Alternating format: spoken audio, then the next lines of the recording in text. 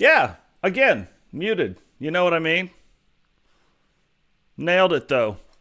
So, if one time was nice, the second time is going to be even better.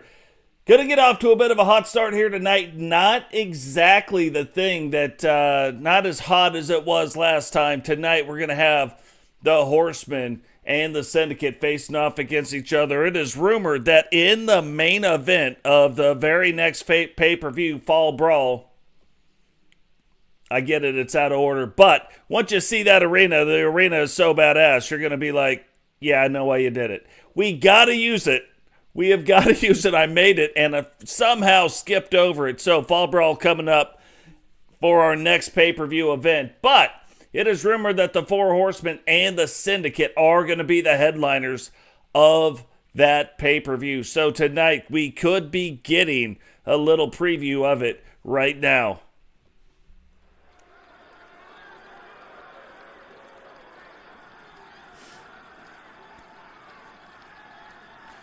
So we saw in the last couple episodes, the Horsemen. The following is a tag team match set for one fall.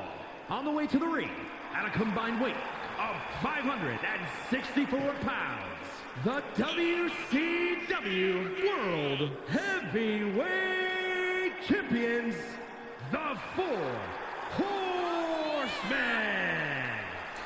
But we've seen them defending those tag team title belts, the Universal Tag Team title belts, and then on Thunder, which I didn't realize this at the time, but it was the 100th episode of WCW. Not of our Universe Mode, obviously, but of WCW. So,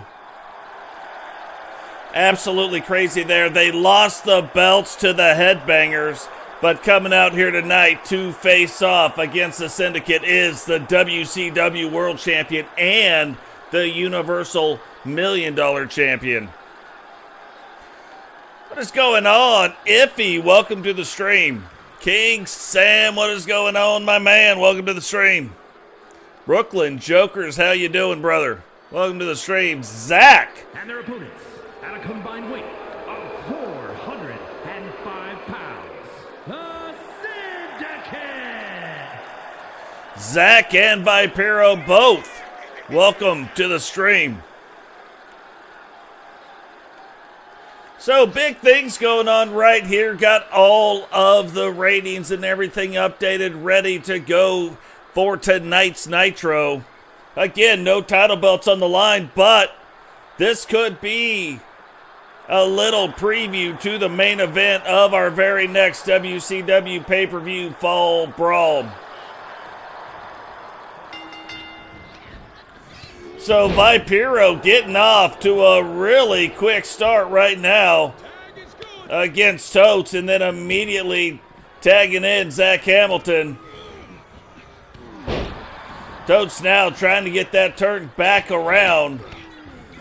And it's interesting because we have heard things about both of these factions. However, it does look like these are going to be the two headlining factions at Fall Brawl. And he whoa! Totes went to make the tag, and Rowdy not having it. Where is Rowdy going? And it looks like Rowdy just walked out of the arena. It has now become Totes McGotes versus the Syndicate. Kind of makes you wonder, is Bama, we know Bama is scheduled tonight to be defending his television title. Eagle not on the card. Is Eagle going to make his way down to the ring? Is anybody going to come down here and help Totes out?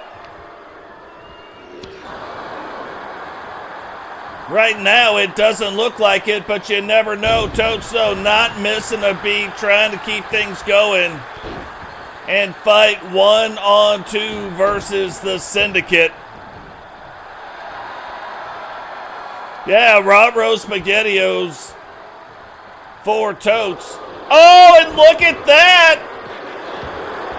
Somehow Totes getting in, getting a rope break right there.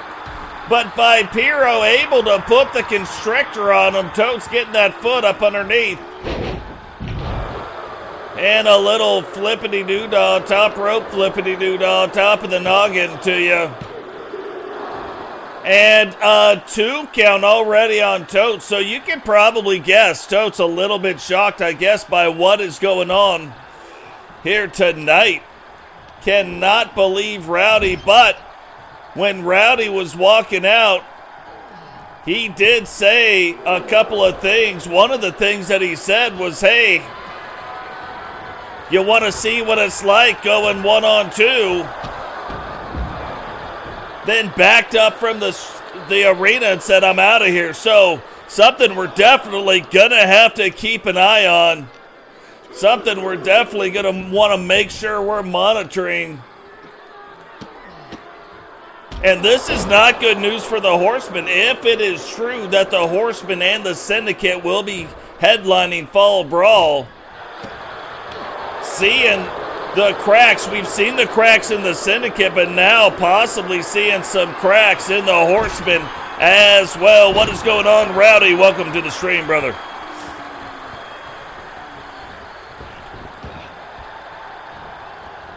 That is true. I just said Rowdy 3 times. It's like I said Beetle guys.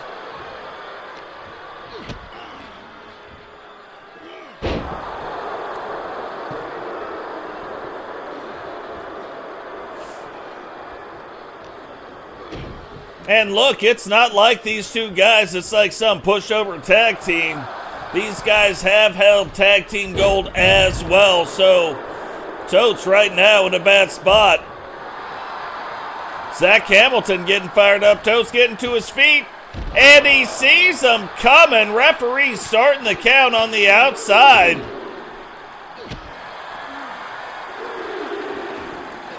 And now back and forth these 2 guys go. I know.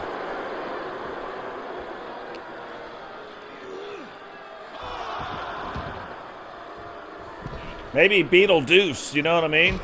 Beetlejuice. Mufasa. Woo-hoo-hoo. Say it again. And Zack Hamilton, it looked like for a minute Totes was going to get the advantage on the outside of the ring, but Zack Hamilton getting it right now.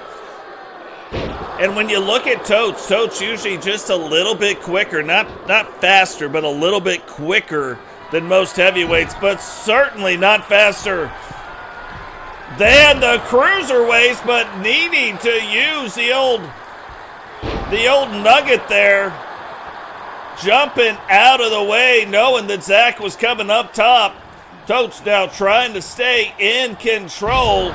That reverse Olympic slam right there. Now Totes going after Vipero as well. Zack trying to break it up, unable to do so. What is going on? Jesse Jackhammer, welcome to the stream. And right there, Zack Hamilton staying in the ring, staying the course, keeping his discipline, now getting the best of Totes again. And that was like Totes tried to pop up, but kind of rebuckled the knees. And Totes able again to kick out in 2. And we haven't seen double team moves, but we were about to see the first one right there. Totes went to walk him back over to the other side, but again, Totes, no tag team partner. Whoop! Oh, little whoops-a-daisies right there. Jumping, flying bulldog, hooks the leg. What? Not even a 1 count, and that has got to be a little disheartening right there for Totes. But look at that! Zack trying to get him again. This time, Vipero's like, maybe I should get in and help him out. Last time he knew he had him. Totes not liking what Vipero's doing, but Vipero might have just saved Zack Hamilton from a worse fate.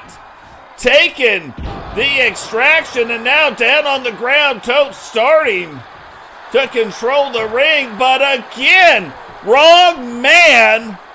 And you see Vipero having 2 of Totes, 3 of Totes finishers on him. Zack now getting back up, using the springboard, and this could be the thing that does Totes in right there. Focusing on Vipero, probably not the smartest thing he could have done. I would go as far to say it was not the smartest thing he could have did. Zack now going back up to the top, doing the old flippity-dippity corkscrew maneuver off that top rope, and it looks like it's over, but Totes finds a way to kick out yet again.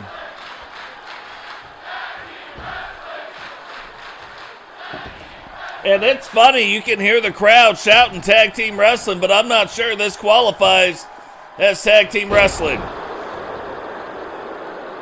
This stat qualifies as a 1-on-2. Totes trying to get back around, and look, one good spinning DDT deserves another. So this time, Zack turning it back on Totes and doing it to him. Now trying to walk him over to the corner, doing a little old school type of maneuver, but the cruiserweight version of it.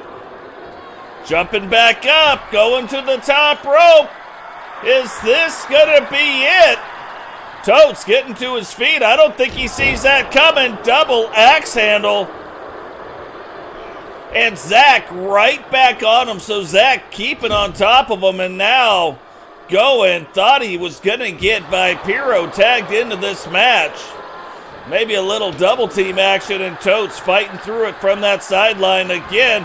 Oh, he went for the extraction. Zack Hamilton jumping out of the way, however.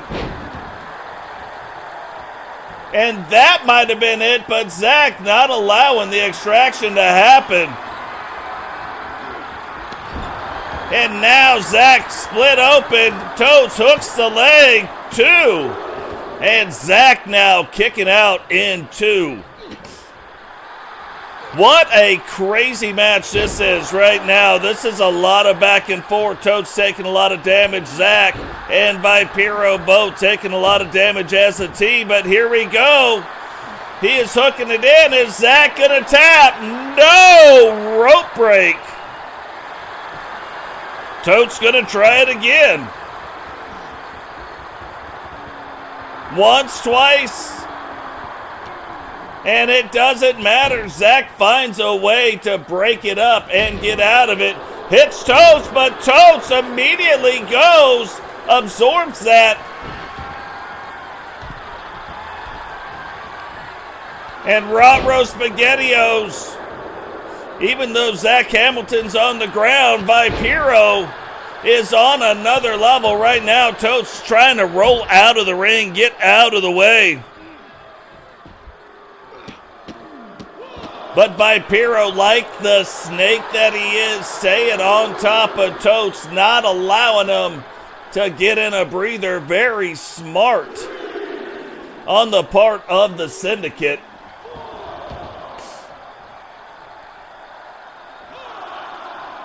Referee's count is up to 5. It looks like Vipero's calling for something. And it looks like he was calling for a bulldog upside his head. He took a bulldog upside his head. Now realize this, Totes has put 5 finishers on these guys. These guys are still in this match. Totes has had 1 put on him, and that was by Vipero right at the start of the match. Is he gonna do it? Hooks the leg, but Zack says he's got it. And he does, but does he have this? Totes going to try to get him to tap again. This is the 3rd time, even though the first time is the legal man, that Totes has put that maneuver on him. Totes trying to get the crowd fired up, trying to take a quick break. Picks him up. And a big slam down on the ground by Vipero rolling out now, backing Totes up, but Totes waiting on him again.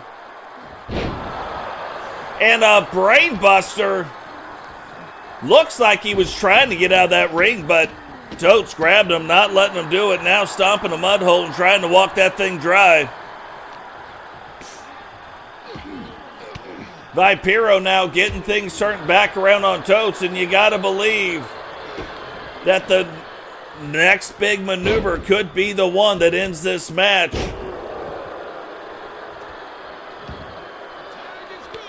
Thought he was going to go for the pin, but instead gets Zack Hamilton tagged in. Totes trying to get to his feet. Zack giving him a little bit of DDTs for his trouble.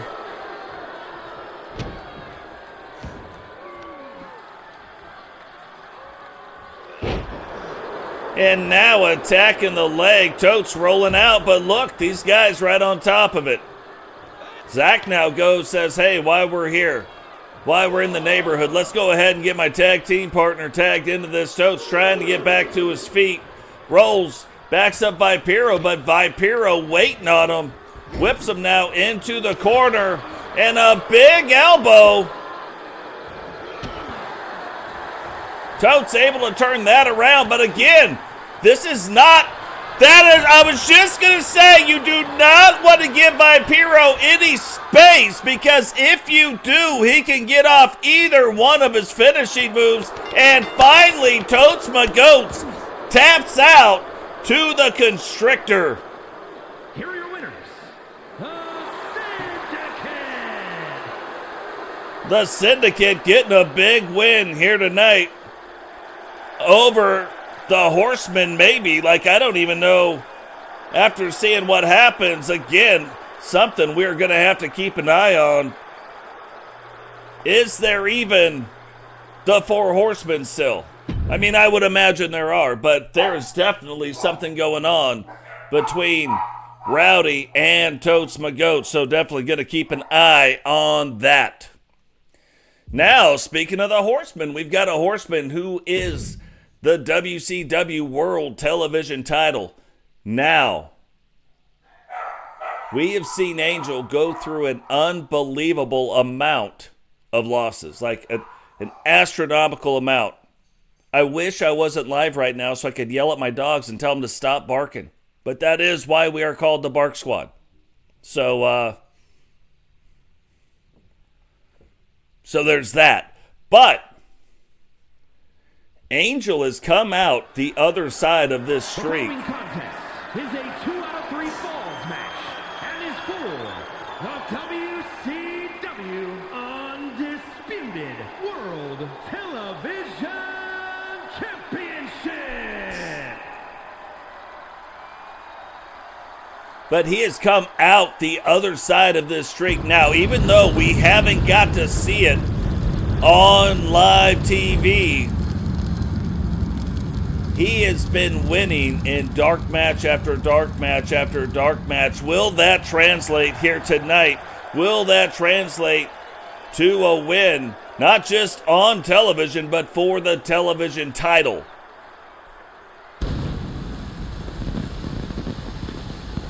And then you look at the match too. You got Bama, a former WCW World Champion, held the belt for quite some time as well. As far as length of time, not number of title defenses, but length of time, held it for quite a few days.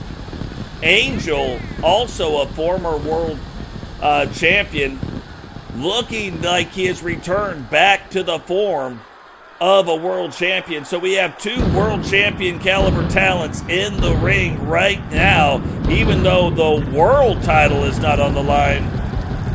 The WCW World Television title is.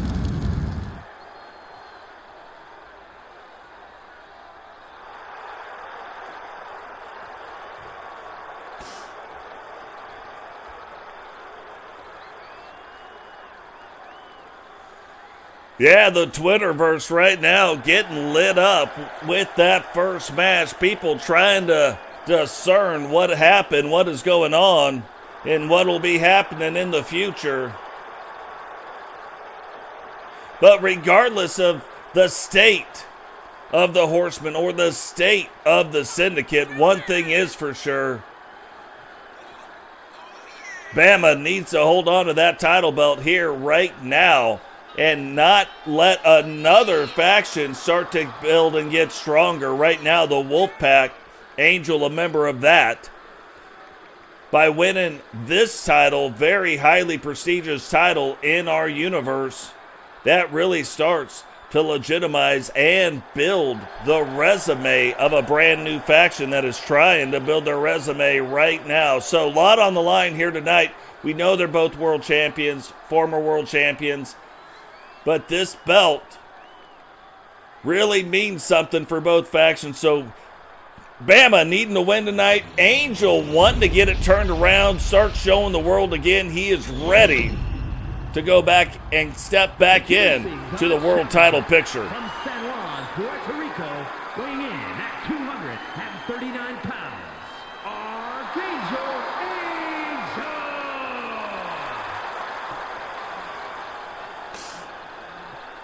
And his opponent from Montgomery, Alabama, weighing in at 240 pounds, the WCW Undisputed World Television Champion, Bama Boy!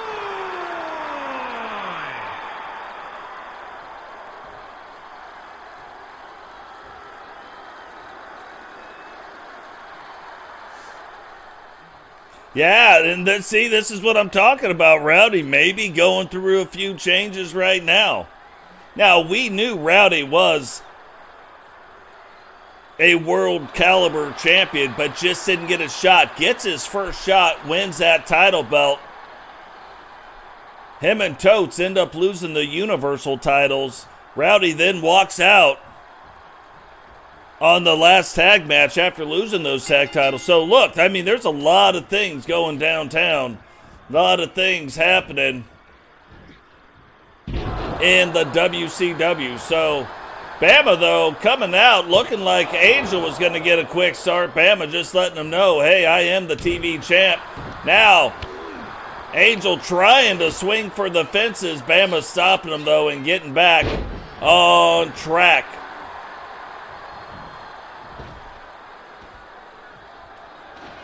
And this is one of those things where you know Bama's got quite the history while looking at the hardcore title. So not surprising that one of his moves, one of his go-to is going and getting some weapons from under the stage. But just not quite the title that you really need to do it for. Obviously, this is a Falls Count Anywhere match. And if in case you didn't know it, it is a 2 out of 3 falls match, which means anything goes. But you gotta get 2 falls, you gotta get 2 tap outs, you gotta get 1-on-1, you gotta get something. But you gotta win this match twice. And that's one of those things when you look at the Horseman. The Horsemen, a lot of times when they hold the titles, it requires not just for you to win, but for you then to win and then prove that you could win, that it wasn't a mistake, that it wasn't a fluke. And look at this. And I'm telling you, absolute hardcore background coming into play right now in this match. Getting out, getting the baseball bat going. And you go and you look kind of at the history of the television title. Rowdy defended it 9 straight times. Then JP defended it twice, and now Bama already on 2 as well. So looking to take that next step. Get that 3rd title defense going right here. He has done it. Beat Jace Wagner for it of the NWO. Defended it twice against Vipero. And now defending it against another faction in the Wolfpack. What is going on, Chili? Welcome to the stream.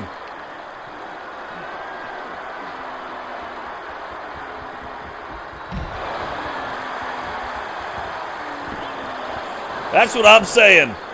If you ever, too, wondered how Sentinel and Becky watch it, they pop popcorn, sit in their living room, put it on the big TV, and make a family night of it. You know what I mean? Chili's like, hey, we're joining the proud tradition of the former world champion. And you can see no countouts, no nothing. It's got to be 2 falls. So Nobody's going to be able to get a cheap win in this. If Angel wins this match, he is going to have earned it.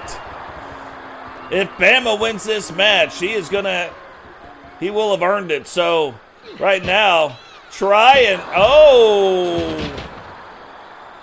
to build that ladder bridge, but Angel not allowing it to go downtown, hitting him with that table right there. And now both men fighting right in front of the table, and back and forth they go. Bama trying to wind up for it. Angel, though, not having it, stopping him kind of mid-swing right there, and then getting to work and getting the groundwork put in on him right here.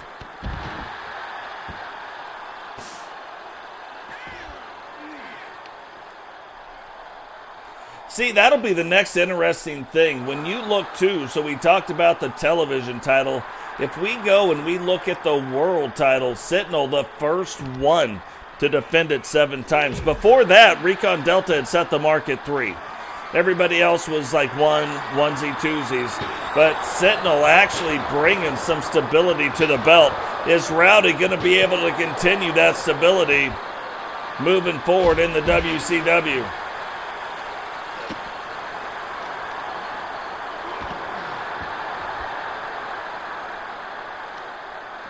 And it's funny, it's one of those things, too, that make you go back, you look at the days of TSW, Rowdy and Totes had a lot of epic battles, but of course, being members of the same faction, haven't been able to fight it out. And not saying that they're not still members of the same faction, but if they're not, will it renew that rivalry again?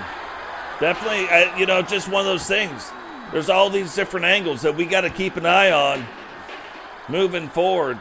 Angel, though, able to not tap out right there. Bama getting pissed off about the fact that he didn't tap out, now taking the chair to him. Just bending that chair, contorting that chair in a number of different ways, and Bama now trying to get a little rolling tide on him. Not the roll tide, but a rolling tide. And gets the first pinfall of the night. If Bama can get another one, he will retain the television title. So now there is no room for error, and setting up for it is he going to try to get 2 quick ones right here. Gets it. Oh, going to try to make him tap out. And Angel finally taps out. Bama getting the pin and then getting the submission. Here is your winner, and still WCW Undisputed World Television Champion, Bama Boy. Now, what's crazy about that, there was a time and a place where I would have said, yeah, Angel's got to step up his game, but I think more importantly than that, Angel right now kind of at the top of his game, so that speaks volumes for where Bama is right now as well. Bama able to come away with that 2-0 victory and retain the WCW Television Championship.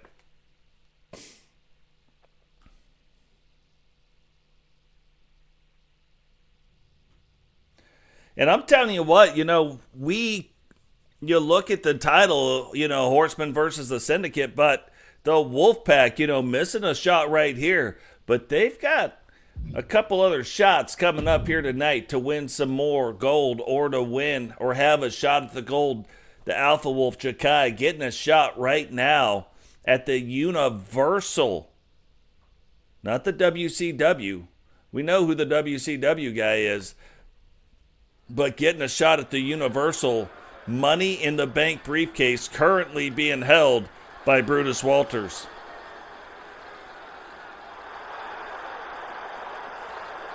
The following contest is a fatal 4-way Falls Count Anywhere match, and is for the Money in the Bank contract. Making his way to the ring, representing the Monster Eclipse, standing at 7 feet tall, weighing in at 379 pounds, Brutus Walters.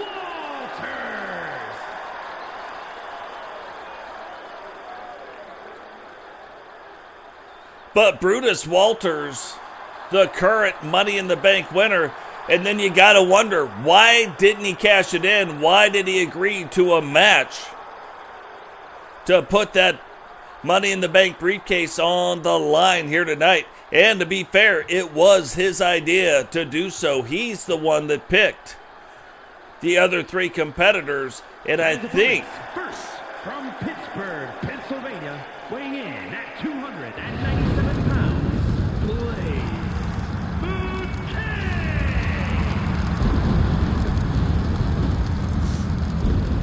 And I think what he's trying to do, he sees the role Bret Hart has been on. So also wanting to kind of step up his game, make sure he's ready to take on Bret Hart. And he has picked some very, very tough competitors here tonight to be putting that Money in the Bank briefcase on the line with.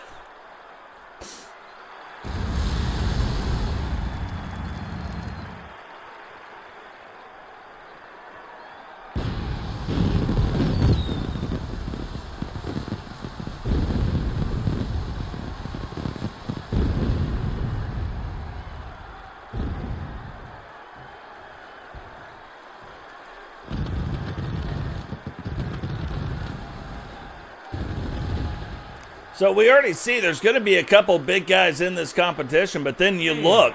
From Tacoma, Washington, weighing in at 269 pounds, Jay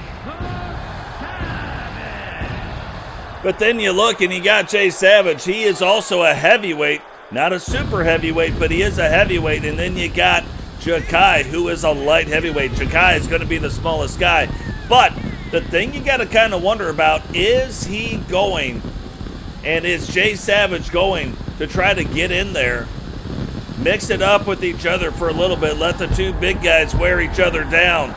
Or maybe would they try to double team some of the big guys, maybe hook up with one of the big guys and try to get the other guy out, and then hook up later with the other two? Lots of strategy that could go into this. Lots of ways for this to go wrong, but there are some ways for it to go right.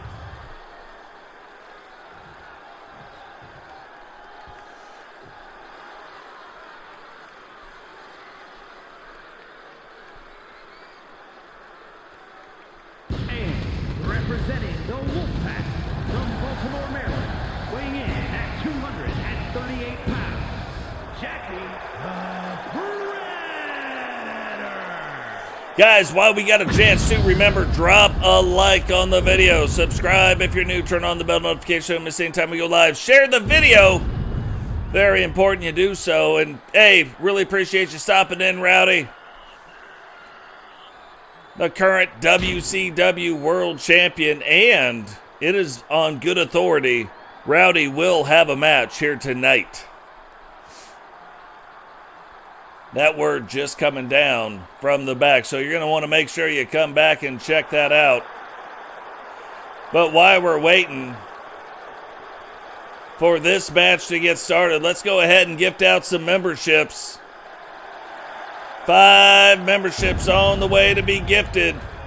1 to Solo, 1 to Logan Windsor, 1 to Eagle Star, 1 to YouTube Johnny Blaise, and Vipero. That poor wave.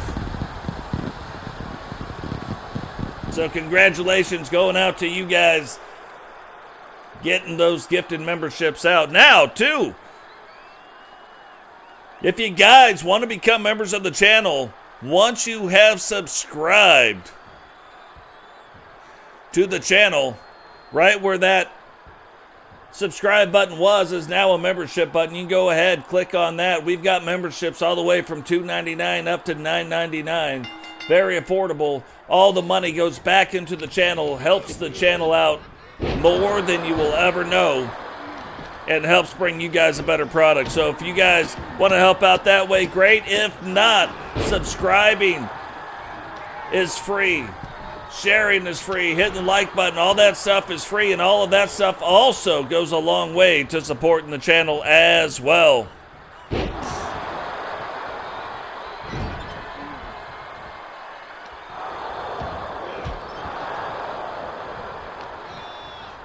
Maybe you booked your own match.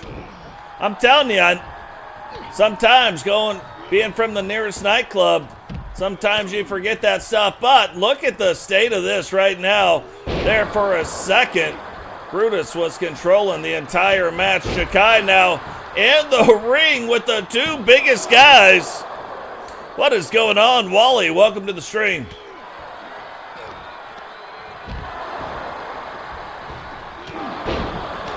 The other thing, too, that memberships bring you, you guys will get to see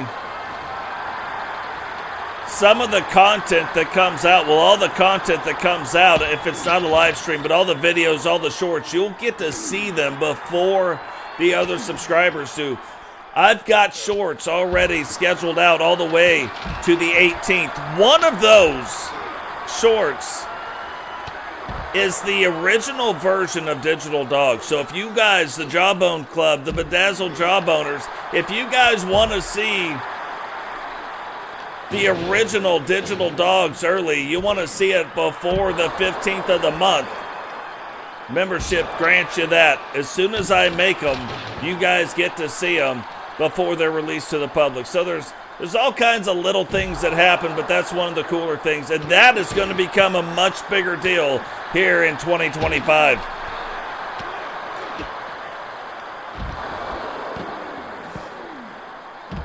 So, not the thing that we thought would be happening right now. Jay Savage taking on Brutus. Oh, maybe I spoke too soon. Jahki going over, hitting current Universal, Mr. Universal Money in the Bank. Hitting him with the stop sign, and then a huge punch to the scunion of Jay Savage. And Savage able to kick out in two, and now the two big guys letting these two guys go, and the cutter right on the stop sign. And you can see Savage's head still on that stop sign. And Jahki eliminates Jay Savage, and now the smallest guy facing the two biggest guys in the ring.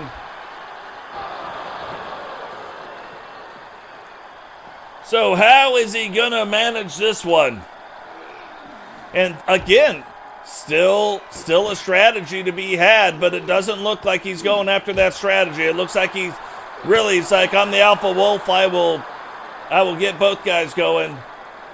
No strategy, just whip everybody. That's the strategy, just to whip everybody. What is going on, Blaise? Welcome to the stream. Blaise getting a 2 count on the current briefcase holder. Jahki now using the baseball bat and standing toe-to-toe with the big guy, and then hits him with the cutter right on top of the barbed wire baseball bat, but only a 1 count. Blaise showing him that he does not appreciate what he was doing earlier. Grabs that stop sign, throws Jahki, and right back at it with Brutus.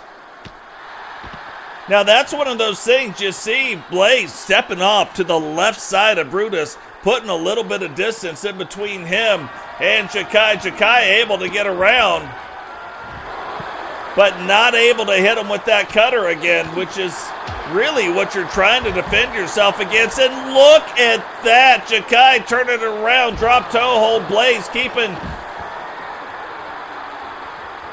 his eye on Jahki, slamming him down to the ground. Brutus now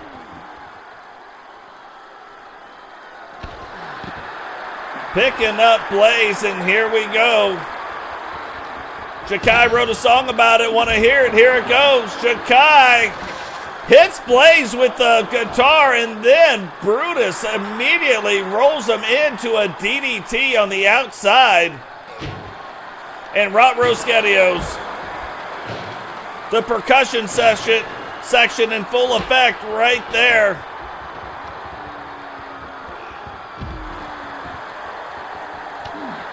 Little come on the bass drum. Little come on the bass drum. Blaise now Rot-Row Studios. Hooks the leg. 1, 2. And just back and forth, all these guys go. Where they stop, nobody knows.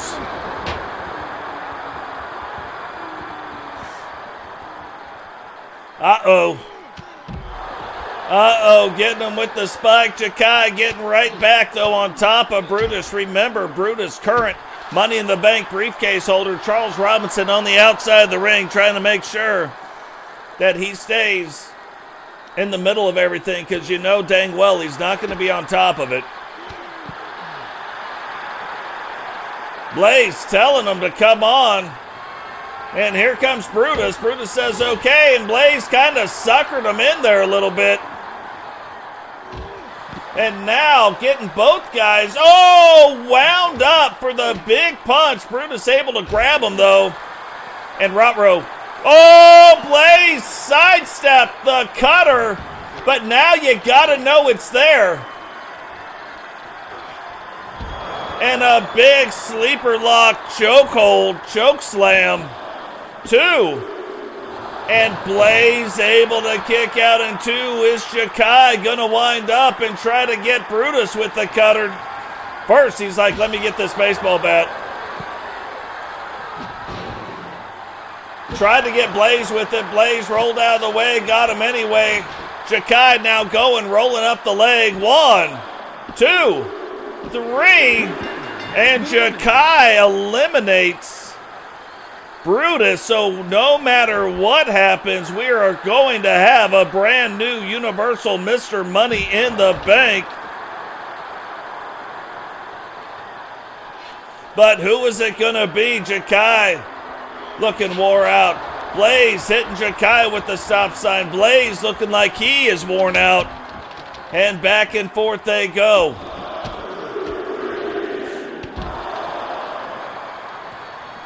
Still anybody's match, but again, the one thing we know, we are going to have a new Universal Money in the Bank. This is match 3 right now, Sentinel. Match 3. Match 1 was something to see.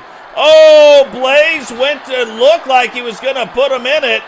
The hook, line, and sinker. Jahki gets it turned back around. Blaise gets it turned around, and these guys just back and forth, and there it is. That is the cutter. Will Blaise be able to kick out of it? And the answer is no. Jahki, your brand new Universal Mr. Money in the Bank. Here is your winner and Mr. Money in the Bank, Jahki the Predator. So the smallest guy going into that match ends up being the top dog, the Alpha Wolf. And the Wolf Pack starting to make some inroads here to legitimize their faction.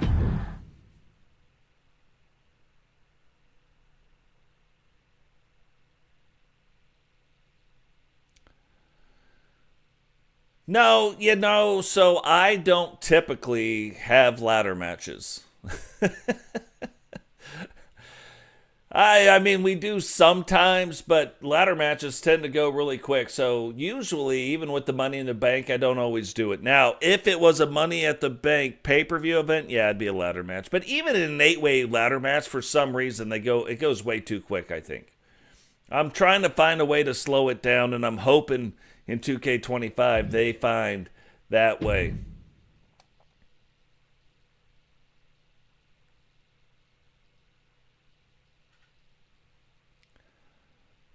Yeah, that is another thing, and I don't know. Again, we talk about it on the last Nitro.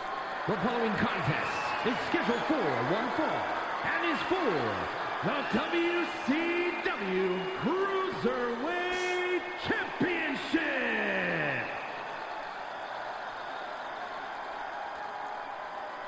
But we saw it on the last Nitro, the soccer coming out, and I just got a feeling this isn't going to be one of those bam, bam, bam storylines. It feels it's already been going on for years before Sam Hacksaw came to the WCW, and I cannot imagine that all of a sudden it just resolves itself.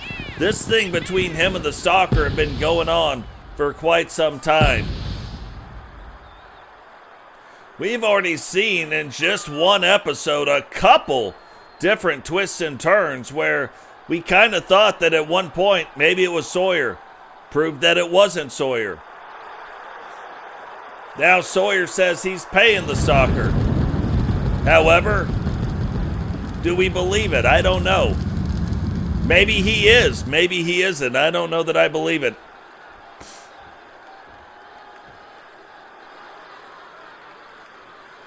But yeah, seriously appreciate everything you do also for the channel, Sam. It helps the channel do better and better. So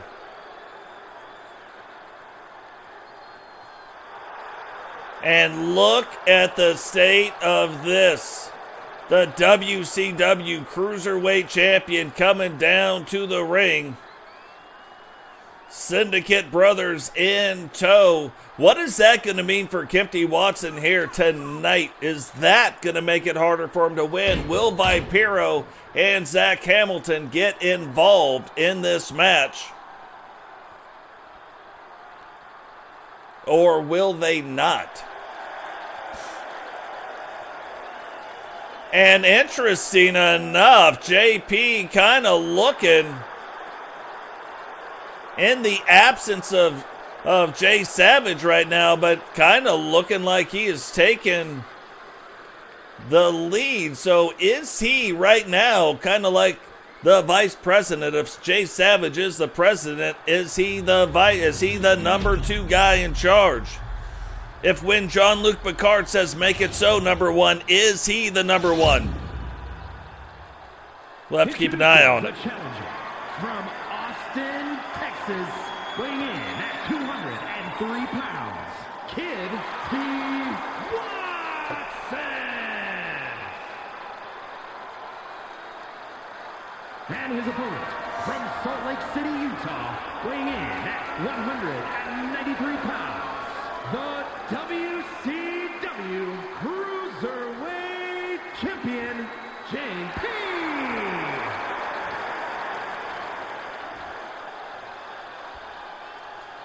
So JP winning the Cruiserweight title, putting it on the line here right now. The very first 2-time WCW Cruiserweight Champion. Of course, the Cruiserweight title belt coming back into play now that the WCW has a lot more Cruiserweights. Up to 15 Cruiserweights right now in the Cruiserweight division. So a highly competitive division. And now the light heavyweight title is gone. So, definitely have to see. These two have very, very similar styles. And there are times where I'm like, hey, if you're in the ring, JP has got the advantage over you because he can use the ropes. He can go off the top turnbuckle. He'll go off the second turnbuckle. He'll jump off the bottom rope. He'll fly off of anything that's in the ring. He'll fly off of you if you're not careful. However, Kempty Watson, a very similar style of offense to JP. So, which one is going to be able to stay on top of the other one? Which one is going to do something more innovative than the other one? Is JP going to add to his resume tonight? He's already got the longest reign as the Cruiserweight Champion. He is already the very first 2-time Cruiserweight Champion. But can he extend that winning streak beyond 3? Nobody's been able to do it past 1, but if Kempty can win here tonight, he will become the next 2-time Cruiserweight Champion. So a lot of stuff on the line, a lot of bragging rights on the line right now. JP probably not wanting another person to be able to say that, at least for a little while, but look at the state of JP's head. Thought he might have been split open, but you can see the blood running down the head of JP, and no, not the red around his hair that he has dyed, but the actual blood coming down the forehead.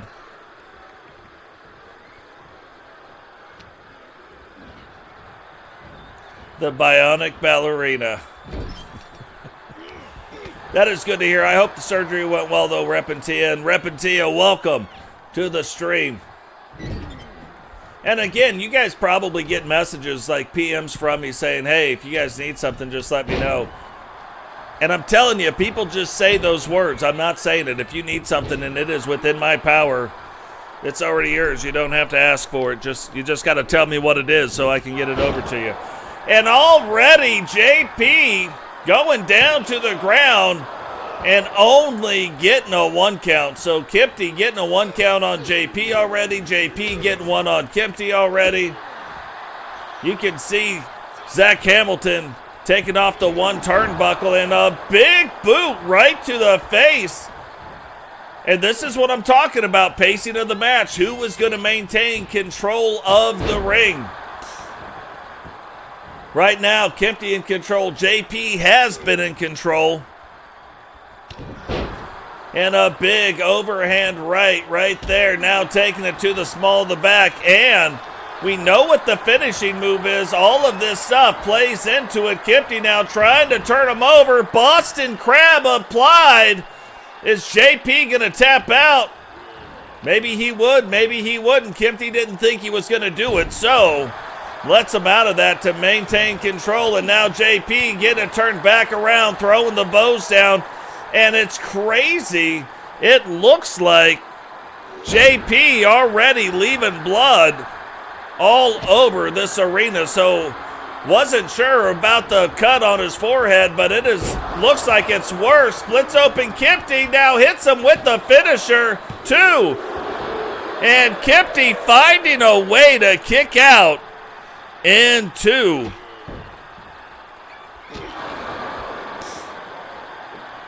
And here we go. We've seen him win it on this one. Will he go for the pin? No, he'll go for 2 of them. Kempty now rolling over, getting himself up, needing to use the ropes. JP just kind of looking at the situation and takes a knee right to the chest, right through the ropes and back to the outside. 2 Trailer Park Boys went round the outside, round the outside, round the outside. What? We gotta say it. The title belt cannot change hands now. Very interesting that Kempty chose to do that, but hit him with his finisher on the outside of the arena. So adding a little bit of force to it. Referee's count is up to 7. JP, I thought he was going to maybe try to do something else, but rolls him back in the ring. And JP wanting to prove it right now. And it feels like JP is fighting for a lot more than just to retain the title. Fighting for a lot more than just to prove that he is the greatest cruiserweight. And what in tarnation was that? We talked about who was going to be more innovative in this match, and it looks like right now, like the innovator is JP, and a huge power bomb to the outside.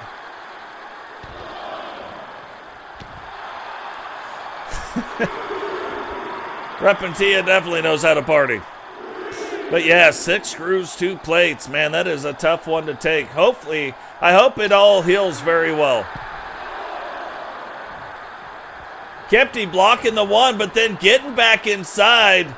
Catching JP, riding dirty, now rolls up the leg. 1, 2, 3, and Kempty Watson becomes the brand new WCW Cruiserweight Champion. Here is your winner, and new WCW Cruiserweight Champion, Kempty Watson.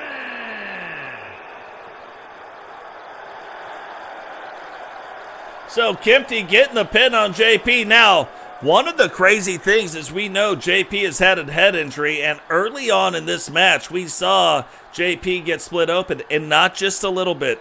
It is rare to see the blood actually sticking to the mat and doing some stuff. unless it's in some other kind of match. Now, you look at Kempty. Kempty also, too, split open under the match, but not leaving blood all over the arena. So definitely a development that we are going to need to keep an eye on. Did JP suffer another serious head injury that is going to make him miss a significant or any amount of time in the WCW?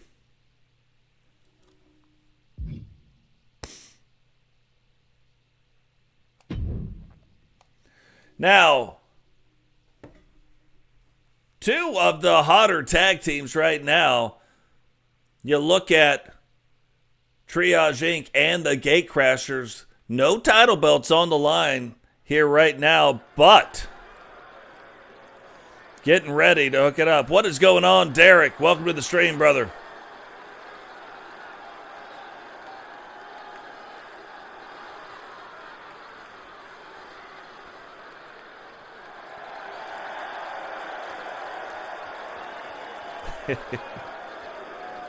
The following contest is a tag team match set for one fall. On the way to the ring, the WCW Women's Undisputed World Television Champions and the WCW Women's United States Champions, the Originals.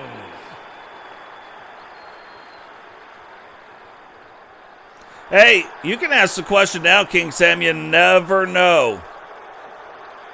There could be a bunch of people out there right now have the same question as you do, and then it'll help get the question answered for them as well.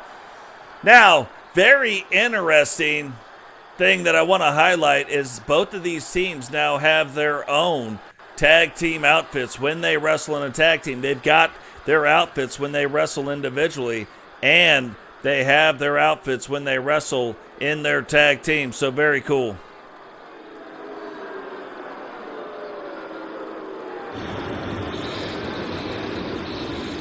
And their opponents, the Universal Women's World Tag Team Champions and the WCW Underground Non-Stop Champions, the Game Crashers.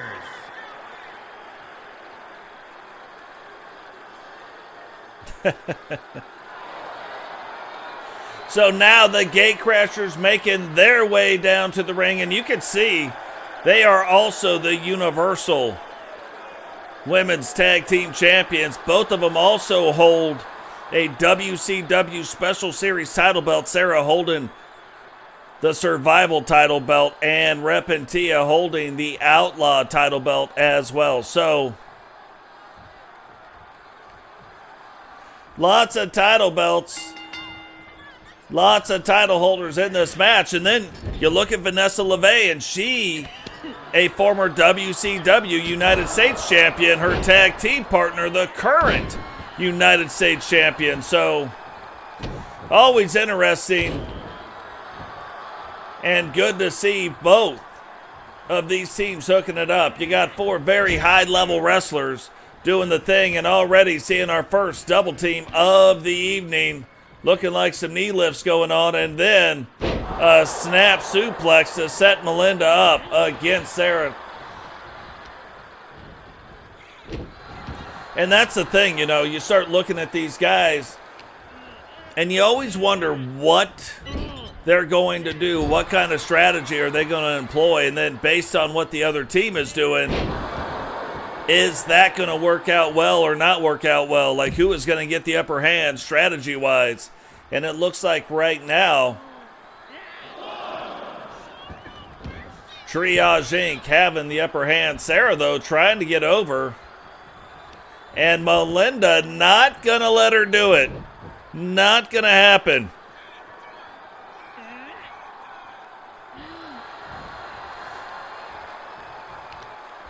I know. More handprints. It's a lot of bloody handprints right now.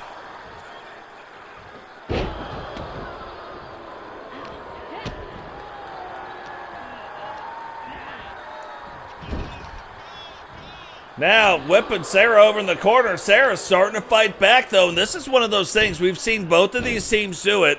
You got to be careful when you're in the other one's corner. You don't see every team do it. But right there, the same thing we were talking about, but Serra recovers quickly. Vanessa, she will scrap you right on the outside of the ring. Not even the legal person. She will reach out just like AT&T and touch someone to disrupt the match, to give her partner the upper hand in the ring. Right now, though, Serra getting the upper hand on Melinda.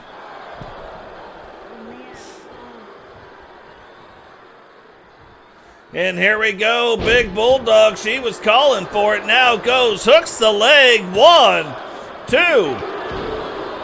And getting a 2 count on the current WCW United States and current WCW World Television Champion, Melinda G. Melinda now, though, delivering the right hands, now taking it to the midsection, keeping the offense going. DDT, and getting Vanessa tagged back in. Serra trying to get in, and finally gets Repentia tagged into this match. And I think Repentia moved a little bit faster than Vanessa was planning on. Now using the ropes, going right to the lower back. Not able to take her off her feet, so just picks her up and throws her. Said, okay, I can't get you off of there. So we'll just do that. Melinda looked like she was going to knock Repentia off that rope, but doesn't do it. And look at the distance Repentia reaches across that ring to hit Vanessa. What is going on? Rose, welcome to the stream. Now whips Vanessa back over into the corner, whips for something to her, and then takes her and just chucks her again. Vanessa didn't like whatever that was that just got whispered, picks her back up, whips her into the ropes, and now Vanessa trying to get back in control of the match.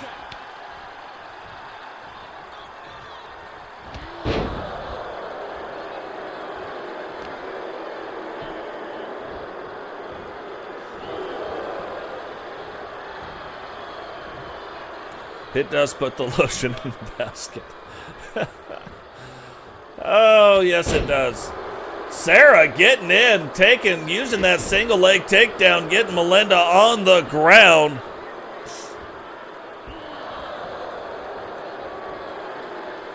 And right there, Melinda realizing that that is a position that she didn't want to be in. You let Serra get in position, she will hit you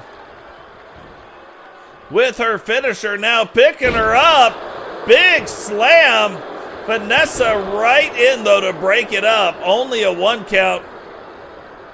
Vanessa trying to bait her, trying to give Melinda a chance, and there's the finisher, but that gave Melinda a chance to get out of the way. Melinda now going right after her, puts her over her knee and says, hey, you be hitting me with them finishers. Serra able to kick out and one, though. And you can see right there Melinda looking over her shoulder at Repentia. Melinda now getting Vanessa tagged in. And Vanessa getting right after Serra, taking her over, setting her up against the ropes.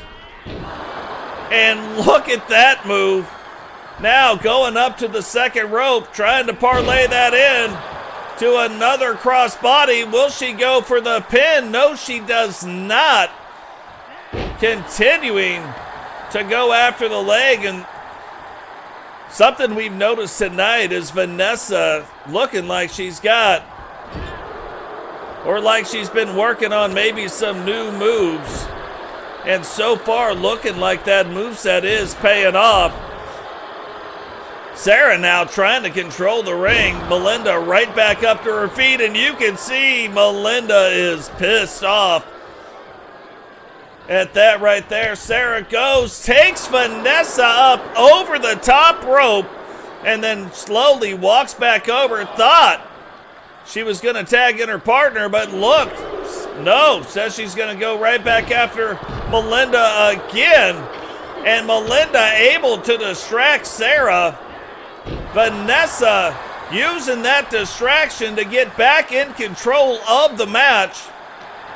And starting to go for a finisher. Serra stops it though, and is this going to parlay itself into a double team move? No, it will not.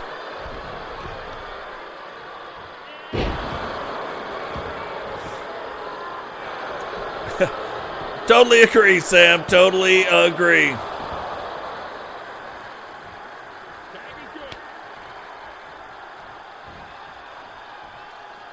And now the tag is made. Now, you look at who could be the freshest wrestler on both sides. You got to believe it'd be Vanessa. You got to believe it'd be Repentia.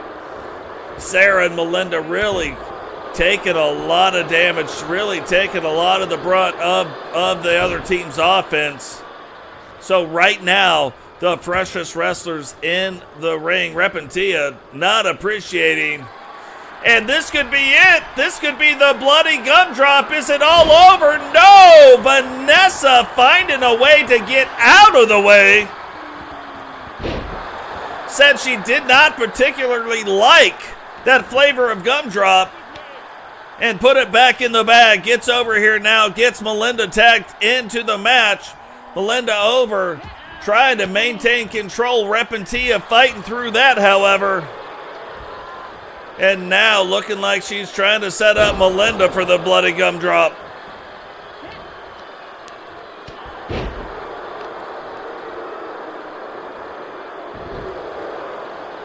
And that's that offense. You start watching it, you start seeing what's going on. Repentia really going after the midsection of both of the competitors, which is exactly what happens with the bloody gumdrop. And what was that? Just took 4 fists and then a 5th one right to the jaw. You can see Serra didn't appreciate that, so she starts letting the hands and the feet go. And this is why you love seeing these two teams wrestle against each other and absolutely back and forth. What? Melinda looking like she got out of the way. Serra immediately rebounding back. Putting her right back in the corner and continuing the offense. Melinda, though, falling out of the corner. And Serra keeping the offense going, maintaining control and balance in the match. Hooks the leg. 1. But Vanessa able to break it up, and then not just break it up, try to give Melinda a little bit more time to recover. Serra now grabbing Melinda, bringing her into the center of the ring. Melinda getting back to her feet, and it almost looked like Serra was trying to get her back into the center of the ring. She was going to make the tag to her tag partner, and then Repentia would have had her set up in position for the bloody gumdrop. Whoa! Attacks to the midsection, rolls up the leg. 1, 2. And Serra now able to kick out in 2. And it's almost like you don't want to see anybody lose this match. All 4 of these wrestlers, both of these teams wrestling such a great match up to this point. You almost don't want to see any of them lose. However, only one team is going to be able to win this. And again, back and forth they go. Melinda now whipping Serra back into the corner again. The last 2 times, Serra able to reverse it. And now Melinda wrenching on the leg right in the center of the ring. Goes over, tags Vanessa back in. Is Vanessa gonna be able to put the kibosh on this match? No, or at least not yet. And with the grace of a dancer, just delivered a roundhouse right upside the head. She delivered the roundhouse upside the head.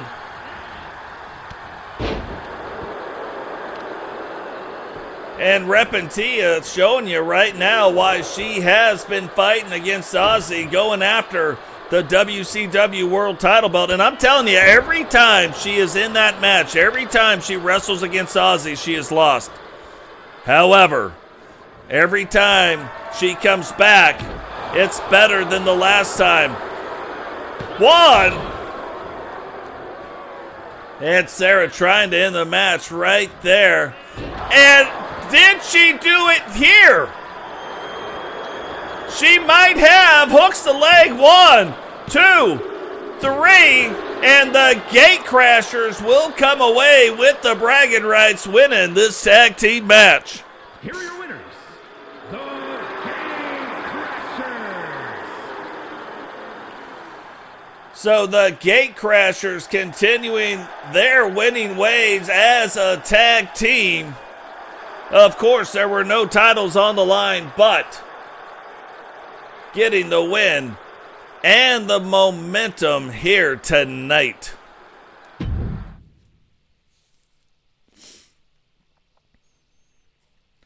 So absolutely crazy seeing all of that just go down. Serra getting the pin against Vanessa to pick up that tag team win. Now, we talked about Vanessa being, or we talked about Serra being the survival title holder. And you can start to see, we are seeing some new things here tonight. Some new looks. One, you might not even recognize the guy. But the men's survival title belt is on the line right now.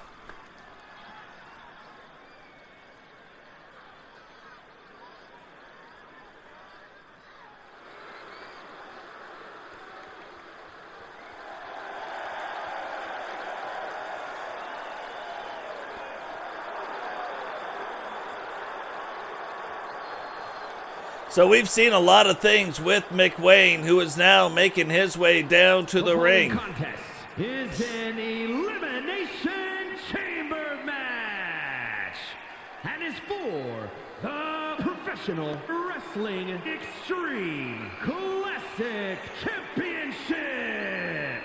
Introducing the challenger, representing the corporation from Grays, England, weighing in at 200 pounds, McWayne. And for the first time ever in 6 seasons, McWayne has decided to take the mask off. So his very first match is the match that he set the standard for, the survival title, able to win it for the very first time, the very first one to do it from position number 1. It's this match he has chosen to take the mask off. From Tampa, Florida, weighing in at 228 pounds, Sam Hacksaw. Hacksaw 2 getting a second shot here tonight. Can he become the 2-time survival champion? Now, what's crazy, GC Rock has never won the title. He is in the match here tonight, and it is the match that has been named after him. Never won it, has never won it before, but will have a shot to do it here tonight. JP has won this title before. Dubs, Aaron Lee, the only one to ever defend the title. Peyton Hardy, McWayne, Grady, Sam Hacksaw, and Matt Storm. McWayne getting a shot here tonight along with Sam Hacksaw to try to become the very first 2-time champion here in the WCW. Matt Storm getting the opportunity tonight to try to defend it and only become the second person to ever have done that.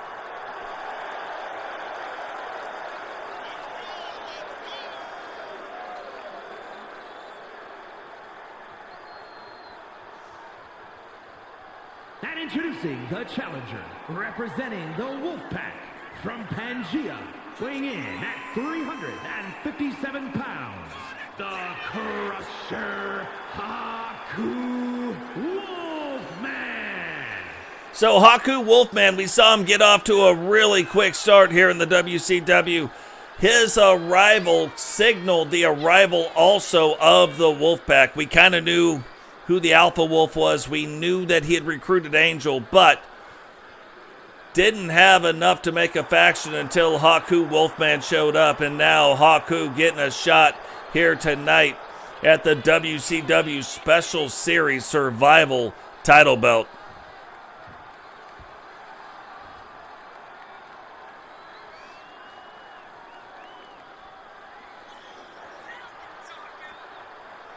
Haku, you can see him. He was kind of looking over at McWayne going, who is this guy over here? Is this a new guy? Again, McWayne has never taken off his mask, but he has here tonight for this match.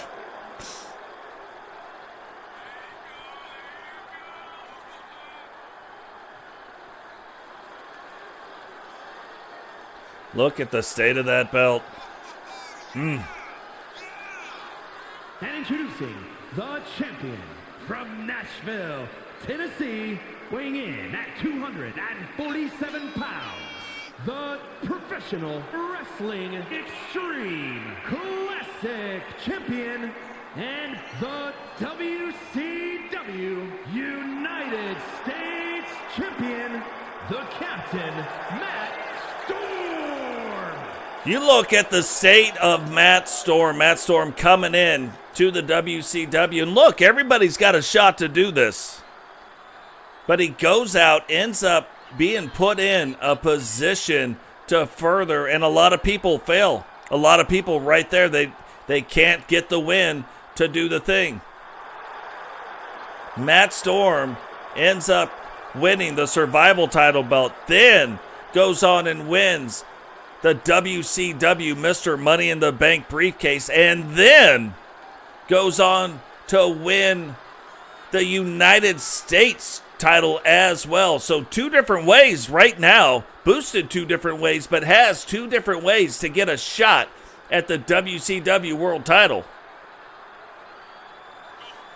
Easily the number one contender. Just because you're the United States champion doesn't make you the number one contender. But easily the number one contender with the kind of role he has been on right now. Can he continue to hold on to the Survival title belt to continue to give himself that little extra boost in these matches on his way for a shot at the world title? And introducing the challenger, representing the corporation from London, England, weighing in at 275 pounds, the unrelenting GC Rock. So we haven't got to see a lot of GC Rock as of late, but again, we know when you don't see somebody for a while and then you see them come back and they're starting to compete for these WCW Special Series title belts, they've definitely got a plan. That wrestler definitely has a plan of something that he is trying to do, but it is not going to be an easy road here to hoe tonight. GC Rock going to start this match off in the ring. Now, you can win it, and GC Rock, a big guy, don't get me wrong, you can win it. But it just isn't going to be as easy as you think. And this is always random. In the WCW Special Series title belts, it shows the champion no quarter. That means it is completely random. The champion could have been in the ring now. He is in one of the pods, so we know he's going to fall somewhere between 3, 4, 5, and 6. But he could have very easily started at position number 1, and now... And introducing the challenger, representing the Ascension from Japan, weighing in at 237 pounds, Madman Andrew Dove. The Japanadian himself, Andrew Dove's making his way down to the ring. Recent graduate from the Dragunov School of Wrestling, will be the other guy starting off. So Andrew Dubbs starting off the match with GC Rock inside the ring. The very first match, McWayne is going to wrestle unmasked Haku Wolfman of the Wolfpack. We have seen the Alpha Wolf gain the Universal Money in the Bank. Can Haku Wolfman also bring a title belt to their faction and really start to legitimize the Wolfpack? Look, you can have a faction all you want. You can think you're doing all you want. If you're not winning titles, if you don't have titles, that is what's made the Horseman so great. That is what has made the Syndicate so great. That is what has made the NWO so great. Now the NWO not having it as of late until Digital Dogs and Gruning kind of came on board. So where do they go? We don't know. But the Wolfpack absolutely needing to win some title belts to start adding to their faction's resume.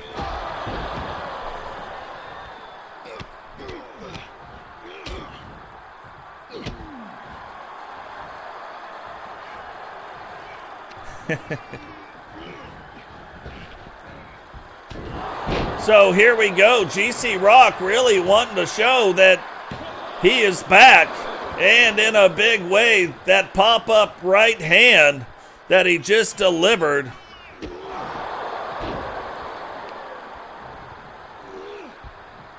To Dubbs, and Dubbs also wanting to show Dragunov like, hey, this is what I've learned. Goes up, GC Rock getting ready to slam him down, but Dubbs able to turn him around with a bulldog, and now allowing GC Rock to use his own power, his own energy to get up on those ropes, and Rosketios. And look at the state of that. Now, who is going to come out? My guess is going to be McWayne.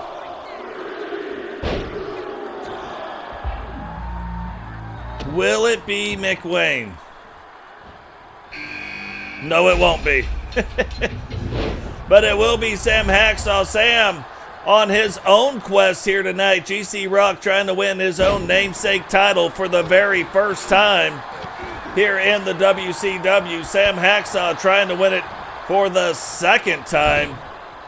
Andrew Dubbs trying to become and add his name to the list of wrestlers who have won it from position number 1. Matt Storm trying to defend that title. Haku Wolfman trying to bring that home to the Wolfpack. And McWayne trying to show you what it means now to wrestle without a mask. Will that give him a boost? Will he start to raise up the ranks? We'll have to wait and find out. But already a 2 count on to Dubbs. Sam Hacksaw also mixing it up with GC Rock. But GC Rock, I mean, even without winning the title belt, kind of on a mission to prove that he's back.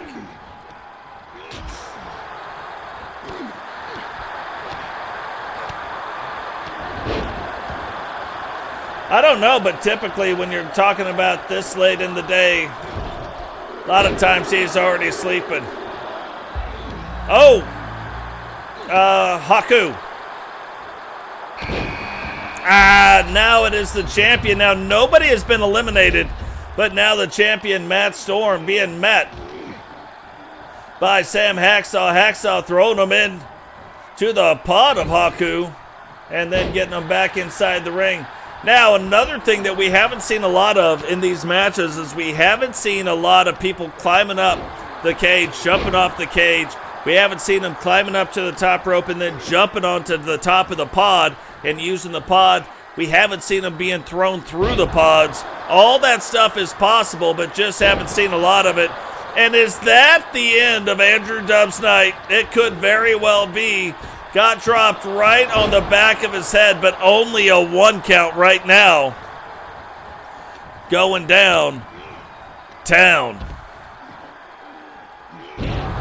A big slam right there onto the champion. Sam Hacksaw showing you that he is not scared to mix it up with the champion. And Dubbs and GC Rock still on the outside. And when we talk about stuff going on the outside of the ring, I'm going to say Haku again. But when we talk about the outside of the ring, this is absolutely the hardest surface in any type of a thing. What is going on, Sped? Welcome to the stream, brother. And 100% wrong. Even on a 50-50, I couldn't wheel it in. You know what I mean? So 100% wrong on that. But getting our very first look at the non-masked McWayne. McWayne's trying to control what's going on the inside of the ring. Hacksaw able to turn that around, though, on the outside.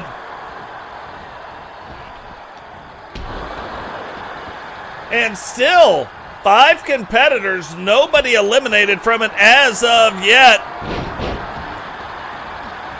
And I really appreciate all the support, too, Sped, that you give out to the streams. It's very, very cool. Really appreciate that.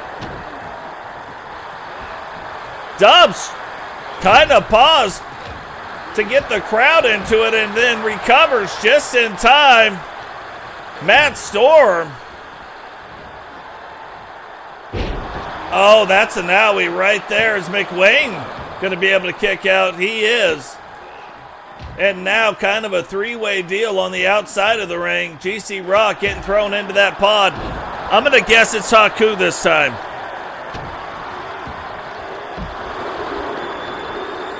I'll get one right. Oh, look at that, Haku. Whoa! Hacksaw eliminating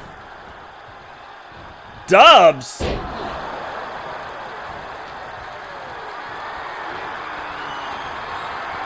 And then there were 5.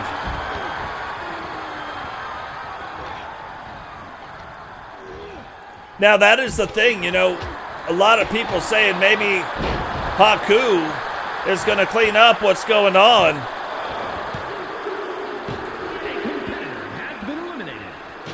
And Matt Storm pinning GC Rock.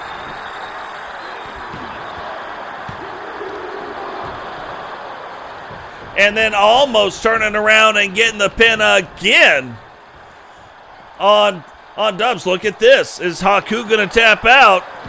We are down to 4 competitors. The champion, remember the defending champion, still in this match. Matt Storm and the unmasked McWayne hooking it up.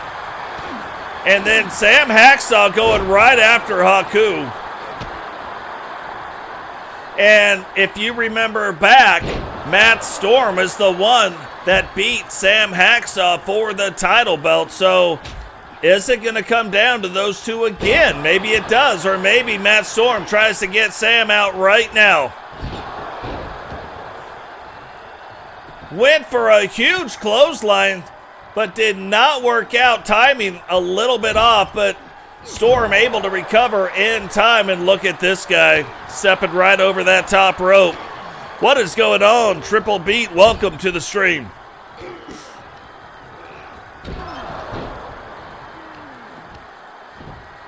Oh, McWayne trying to get the best of the perfect Storm, but Matt Storm seeing what's going on. And that's the finisher. Put on Haku. 1, 2. And Hacksaw getting a 2 count. McWayne unable to tap out Matt Storm. Now whips him into the ropes. Gives him the old flippity-doo-dah. And these guys all going back and forth. Hacksaw breaking that up. Is that going to come back, though, and bite him in the Quisiadora or in the butt if you're American?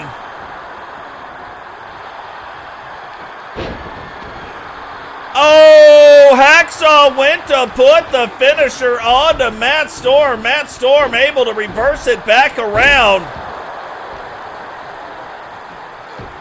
And Charles Robinson has found a way to stay in the way of everything that is going on.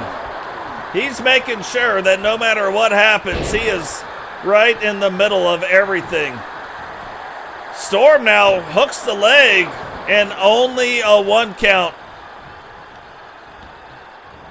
And Rot-Row SpaghettiOs, McWayne trying to end the night of the champion right here. And he does! McWayne eliminating, and I don't remember the last time we have seen Storm lose, but what should be scary for the rest of the WCW is now he's only got 1 title around his waist. What is that going to mean moving forward? Haku now trying to get that win. That big forearm drops it down but misses McWayne. But immediately turns it back around and he gets it back in control of what's happening. And now, big clothesline.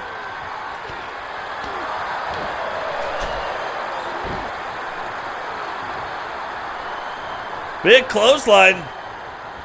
But McWayne finds a way to get after it, get out of the way. Sam in the corner, and you can see Haku right there delivering the punches, those overhand rights to the back of McWayne's head.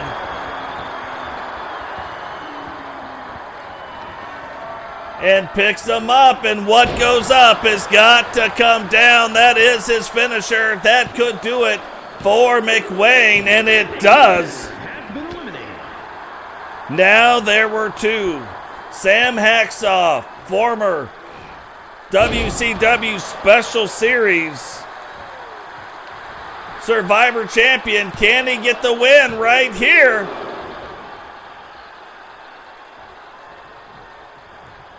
And Haku finds a way to kick out yet again. But Rot-Row SpaghettiOs, this could be all it. Hits him, and instead of going for the special pin, goes for the more solid type of a pin. 2, 3, and Sam Hacksaw becomes the very first 2-time WCW Special Series Survival Champion. And new Professional Wrestling Extreme Classic Champion, Sam Hacksaw. You look at the state of that right there. You got Hacksaw getting attacked from every which way from a guy he doesn't even know who he is, just calls himself the Stalker. Able to come out here tonight inside of a cage, making it tougher for the Stalker to get to him, and comes away winning the belt against all odds. Sam Hacksaw was the 3rd guy that entered the ring and still finds a way to come away with the championship belt firmly around his waist.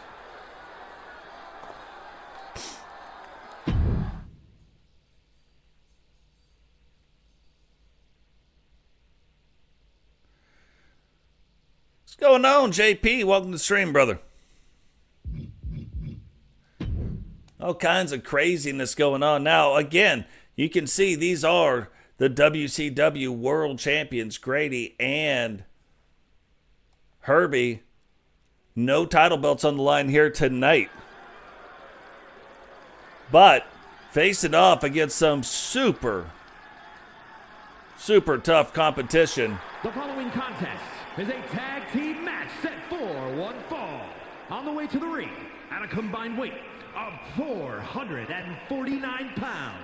The WCW World Tag Team Champions, American Alpha.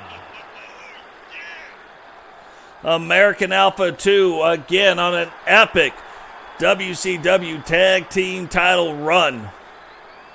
Has defended the belts longer than anybody and doubled their times, to be fair. Almost. I mean, we're getting close to it. But tonight, the title belts are not on the line, but they are going up against 2 former WCW World Champions and the greatest WCW World Champion that we have seen in Sentinel. Paul, also a former WCW World Champion. At a combined weight of 611 pounds. The New Foundation. But These two said they wanted to be the foundation of the WCW, and since making those claims have done exactly that. Now making their way down to the ring, facing what could be the greatest tag team of all time. But this is where it's going to be really tough for American Alpha 2. You're looking at these two guys both, and they're right on the cusp of not, but both still super heavyweights. And then you look at, you got Grady, who is a heavyweight, and then you got Herbie, who is a cruiserweight. So, two super heavyweights going up against a heavyweight and a cruiserweight. But should be nothing new for American Alpha. Again, no tag team title belts on the line, but then you got to think, what if? We've seen Sentinel already beat the Universal World Champion. What if tonight these two can beat the WCW Tag Team Champions? Does that earn them a shot at them? And right away, Herbie, who is the smallest guy in this match, he is a cruiserweight, getting off to a fast start and already getting a 2 count on Paul the Thing. Paul the Thing kind of has a special outfit on, and you want to talk about turning something around and turning it around in a hurry. That is something right there that happens. And these two already looking like maybe they could be the tag team champions, getting that double team maneuver right off the bat. Sentinel now showing you why he is or was the WCW World Champion. So, but we have seen people get off to fast starts against American Alpha 2. We have seen these guys wrestle against other people who are bigger, but I don't think you've seen anybody that big flying through the air at somebody that small. So, couldn't have made it there on his own little Sentinel assisted top rope maneuver right there. And Herbie turning it back around, and look at this immediately, and probably wisely going after Sentinel, so Sentinel couldn't hit him. Sentinel now trying to get back up to his feet. Paul the Thing waiting inside the ring, and then Sentinel going, wait a minute, maybe I got a chance here to do some things.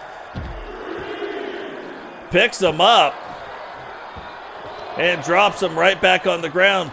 Paul the Thing now tries to turn his attention towards Grady, but Grady getting the best of him, and then Paul turning it back around, and now Herbie getting the best of Sentinel on the outside. Paul getting to the outside and wanting to restart the count of the referee, and Herbie firmly in control right now of what is going on, which again, you're looking at the smallest guy in this match now controlling two super heavyweights. He is fighting for all he is worth, and you got to believe that at some point he is going to need to get Grady in this match maybe and take a breather.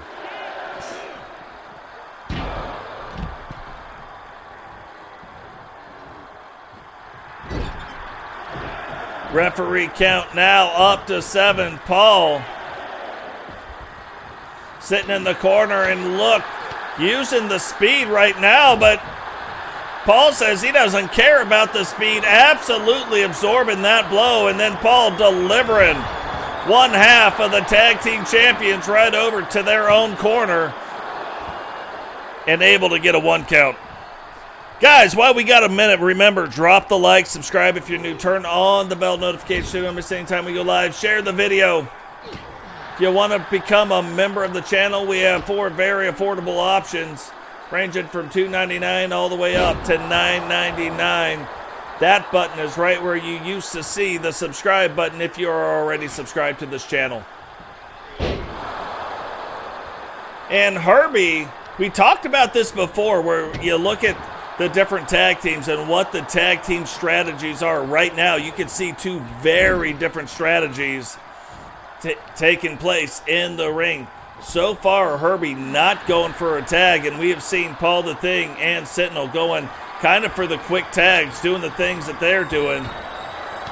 And it looks like they're trying to keep Grady right now as the fresh guy. Both men able, though, to tag in. Grady getting his first shot at the action here tonight.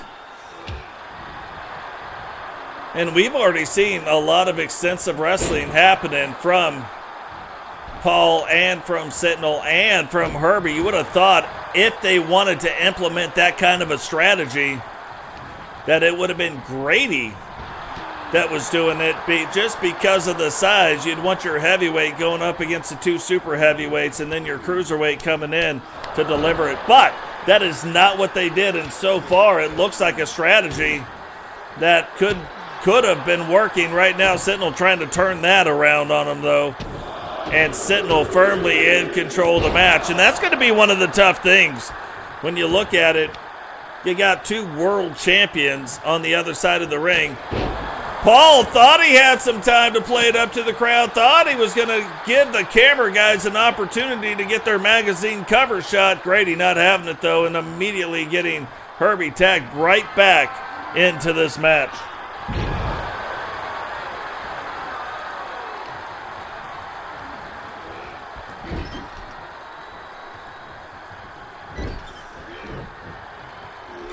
And Paul unable to decide which way he wants Grady in that corner. Flipping them back and forth. And I don't know Grady, but Herbie.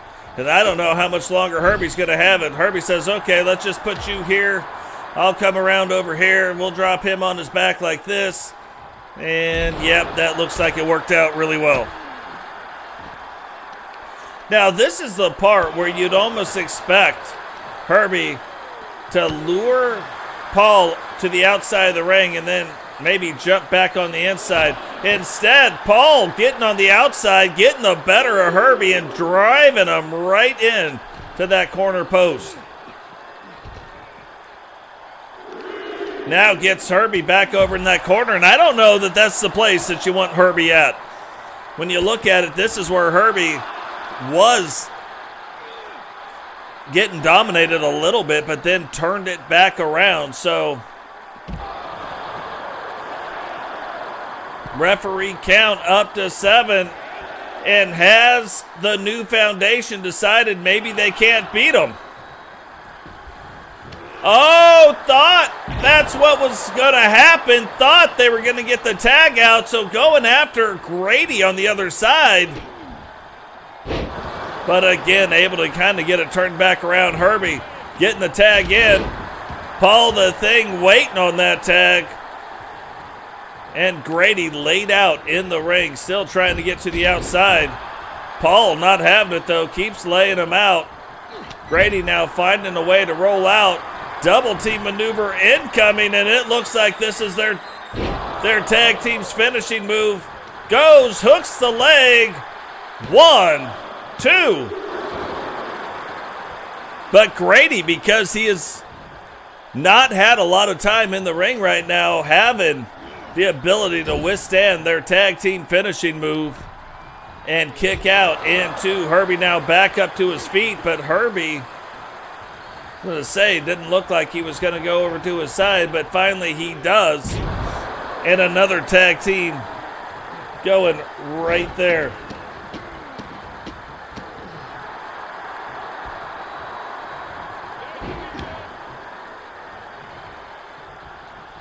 And now back and forth, and that, because of the size, he can't get him out.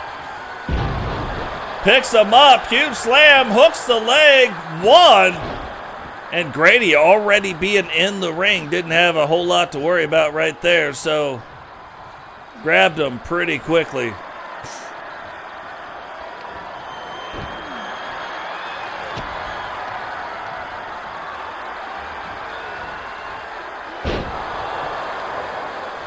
Now hooks the leg again, but look, Paul right on top of the deal. No need to worry.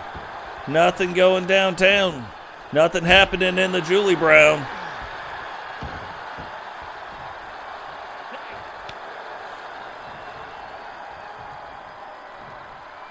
And tag back in again. So back and forth these guys are going.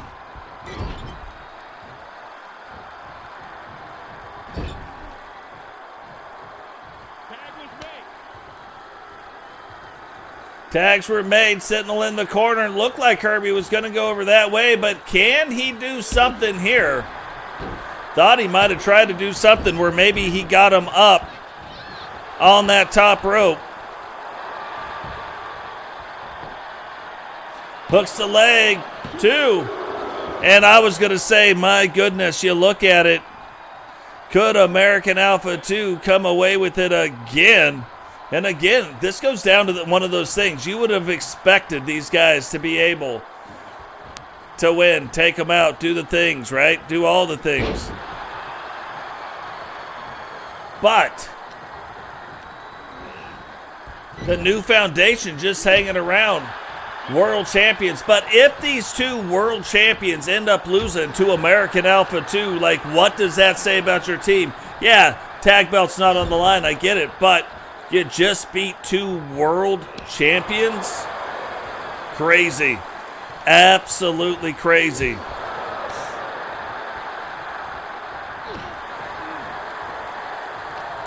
What's going on, Gab? Welcome to the stream. I know. Sounds very unpleasant.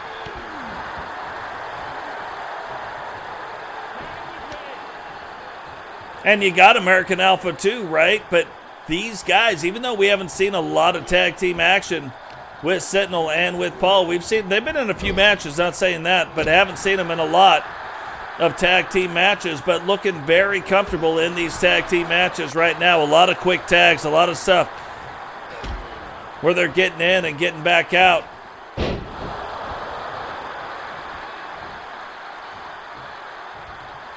And looking very comfortable. You see some guys where they don't look as comfortable, but you see all the double team maneuvers really coming one-sided, not coming from the champions, but coming from the other ones. And look, Grady trying to get the better of Paul. Paul able to grab him, though, hitting him right in the back.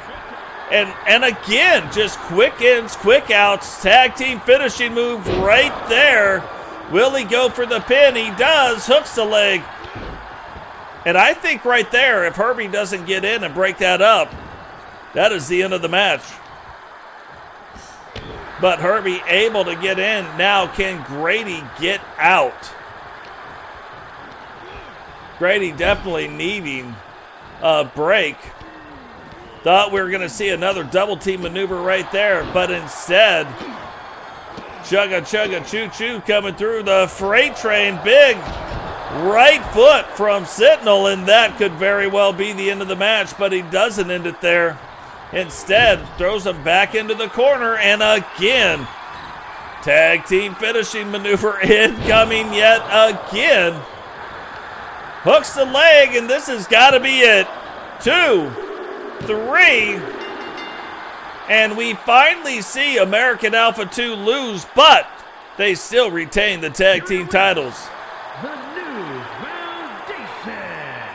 No tag team title belts on the line in that match, but the new foundation finding a way to win and looking like the 2 former world champions that they are.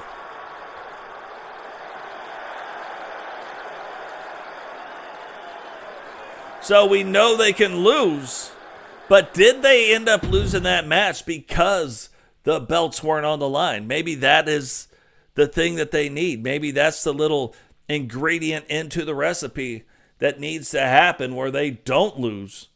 Right there, no tag team title belts on the line. They're like, yeah, it doesn't matter if we win or lose. We're not going to lose the belts. But wait a second, what is this? Rowdy scheduling the match with Digital Dogs, and you would normally expect to see Hogan coming down to the ring with them. But you're going to see Totes McGotes walking Digital Dogs down to the ring. It's scheduled for one fall, making his way to the ring, representing the NWO from Authority Megacorp HQ, weighing in at 398 pounds. Now you can see that Totes McGotes not wearing the colors of the NWO, so I've just got a funny feeling that this has more to do with Rowdy walking out on Totes than Totes being a part of the NWO. But is Totes going to play any kind of role? And you know, Digital learning from Hogan, knowing that any kind of head game, any kind of mental game that can give him a one-up is a good thing for him. Probably had no problem with Totes walking down to the ring with him, whether he's in the NWO or not.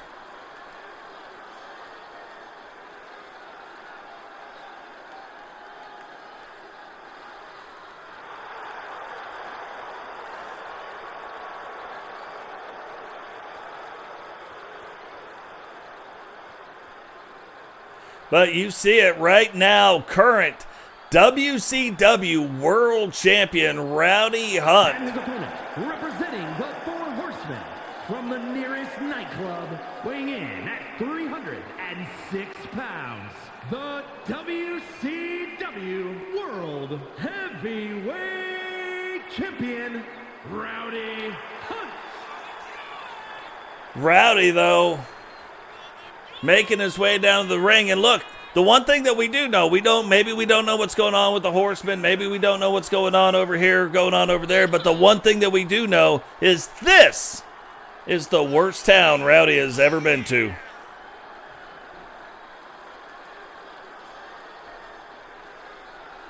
But Rowdy coming down, again, no title belts on the line, but it is interesting, Rowdy wins the world title, the first person that he wants to face off against. He was supposed to be in a tag team match tonight, but walked out on that and then scheduled a match immediately against Digital Dogs. Even though no title belt on the line, you know there is no love lost between him and Digital. And then Digital playing that little mind game. So was it Totes' idea to walk down to the ring, or was it Digital's idea to have Totes walk down to the ring? Either way, Totes did it, and Totes down, standing on the other side. So is it a feud between brothers, or is it a breakup? That we still don't know. Have not got word from either side on that, but Digital Dogs immediately going after Rowdy. And then you gotta wonder, is the fact that Totes is on the other side of the ring, is that in Rowdy's head at all? Is Rowdy now wondering what's going on? Now for Digital, absolutely doesn't matter. Digital just trying to handle business right now. Takes Rowdy, whips him over into the corner, and Rowdy right now being dominated, so you got to believe that it is something, but it is not going to take long for the enforcer of the Horsemen to wake up and get things turned back around. Rowdy right now, not just because he won the world title, but one of the hottest wrestlers in WCW, looking to start parlaying that hot streak and helping further legitimize the WCW World Championship belt. Trying to prove that that is going to be one of those belts that just doesn't change hands after you win it. You win it and you hold on to it.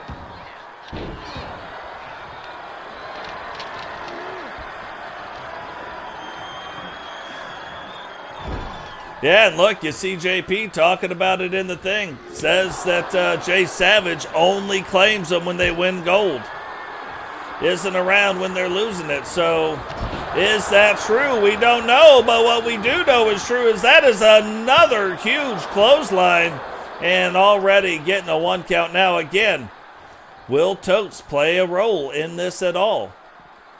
Will B-Fab play a role in it at all? Now you can see they got on the outside of the ring and immediately Totes distracting Rowdy, getting it turned back around to where Digital back in control of the match on the outside of the ring. No title belts on the line, so no title belts to change hands one way or the other. Can absolutely win this match on a countout, but I don't think either one of these guys wants to win it that way. Digital throwing Rowdy back in the ring, but Rowdy waiting on him already.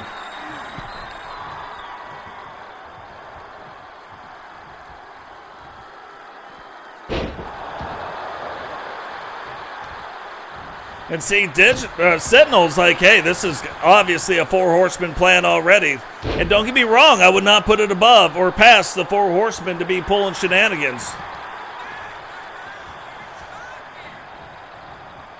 Oh, Rowdy getting that big shot in right there. B-Fab took off the cover. Referee messing with that cover right now. Unable to even get a count. So Charles Robinson, like always, out of position. But Rowdy doesn't care if he's out of position. Puts the Rowdy recliner right on the Digital. Is Digital going to tap right here?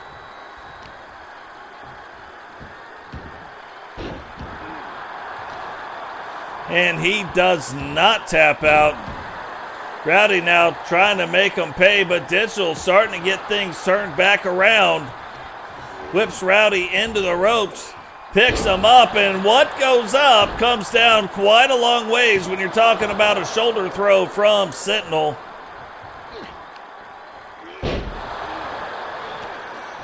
Rowdy now catching that leg, and look, you put the world title belt on the line, this immediately becomes the main event. But because the title belt tonight not on the line, these guys wrestling in the 8 spot. 1, 2, 3, and Rowdy finds a way to overcome all the obstacles placed in front of him, all the mental games played. Here is your winner, Rowdy Hunt. And finds a way to come out on top, getting the win. So he walks out on Totes. Totes loses to the Syndicate. He comes in. Totes comes out with Digital Dogs, and Rowdy still finds a way to win. Totes loses. Rowdy wins tonight. So what is going on with the Horsemen? Definitely something that we are going to have to keep an eye on moving forward, but Rowdy not being phased here tonight with what shenanigans were being played. So now we are getting ready for the main event of the evening. We know that they're not a tag team, but we do know Sawyer and Chris Ray will be hooking it up tonight against another tag team. Now, what is that going to mean, like, moving forward? Does that mean anything? Could mean something, could mean nothing. Definitely something we're going to have to keep an eye on, and we'll be keeping an eye on it right now. So, Chris Ray and Sawyer getting ready to hook it up against Bret Hart and what? Jake Plague, but whoa! What is this? Brooklyn Joker and Ken Shawn appearing to be on the same side right now.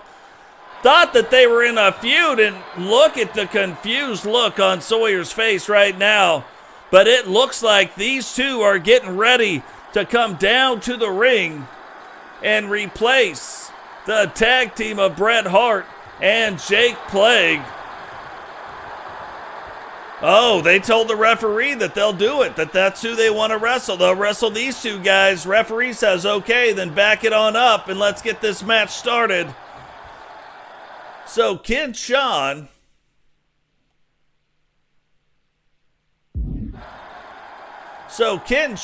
and Sawyer getting ready to face off right now, and we know that Sawyer trying to get a shot at the hardcore title. If he can get the win here tonight in this tag match, you gotta believe that maybe he can get that shot.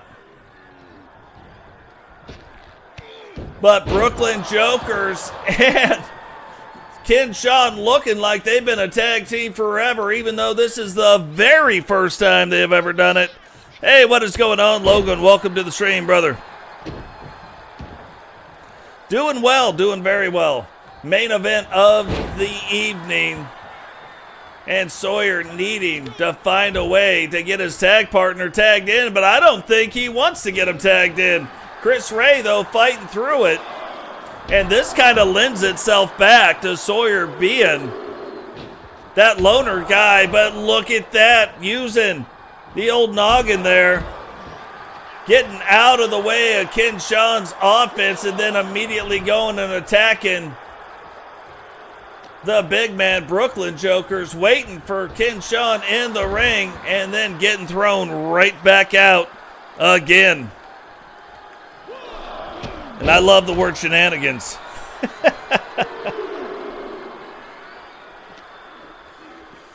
Now, while Sawyer, for whatever reason, seeming like he does not want to tag in Chris Ray trying to make his presence known, going after Ken Shawn on the outside of the ring. Sawyer now trying to get the better, and this could very well be because he wants to prove that he deserves a shot.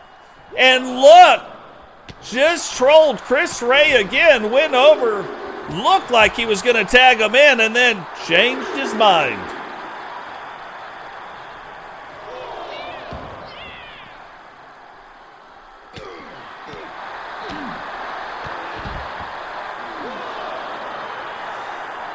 And you can see definitely in the chat stuff going on right now with the Horseman. Rowdy does not appreciate what Totes has done by walking out with digital dogs, trying to make sure that Eagle Star and Bama are on the same page as well with him. Or are they on the same page as Totes? Like, who knows what is going on right now? But definitely could be something. Could be nothing. Could be a little hiccup in the system. And it looked like he was going to take a huge clothesline, and then at the last minute, Matrix style, dives backwards, does a little toe hook, takes Ken Shawn down to the ground. And is he going to do it this time? Finally, Chris Ray has come back to the WCW. Chris Ray getting his shot now inside the ring. And look, maybe according to the logic of what it looked like Sawyer was doing, maybe that was another mind game to be played against the Clowns. Maybe they planned on doing it against Bret Hart, and they just stuck to the plan. Maybe it was something that Sawyer tried to switch up on the fly. Maybe it wasn't Chris Ray hooking the leg, but what would happen? Sawyer trying to get a shot at the hardcore title. What would happen, though, if Chris Ray ends up becoming the one who gets the pin?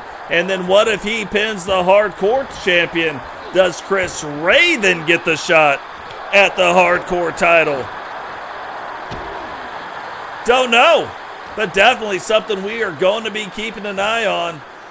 Ken Shawn now getting things turned back around as well, and it looks like, too, while they got off to a couple quick tags, it looks like Ken Shawn really tried to be the one to take the brunt, keep Brooklyn Jokers fresh, and then let Brooklyn Jokers come in and clean up. So is that going to be the strategy that works?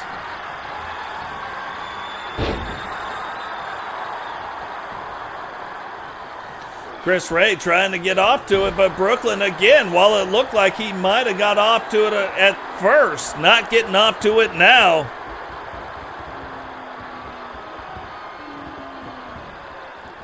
And what a long way to come down. What a long way to go downtown and meet Julie Brown. And again, Brooklyn Jokers not having it.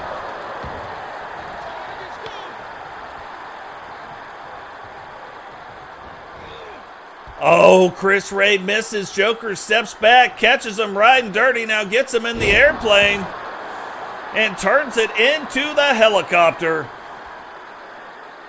And you can see why Ken Shawn is absolutely the hardcore champion now, trying to get things set up right here, but will... Oh, double throat punch, that'll get you. Gets it on to Chris Ray. Thought he might have been going for the tag, and maybe he is, just trying to get him away from the ropes, but I don't think the referee even sees what's going on the other side. Sawyer able, though, to get in and get that broken up right there.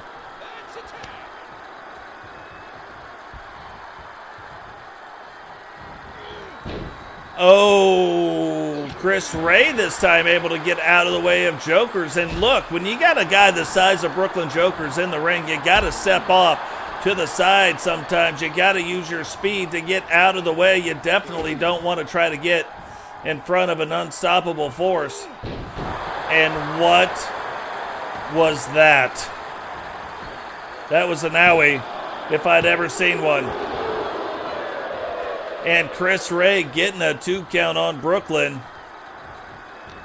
The referee now seeing what's going on and putting the turnbuckle pad back on that top turnbuckle over in the corner.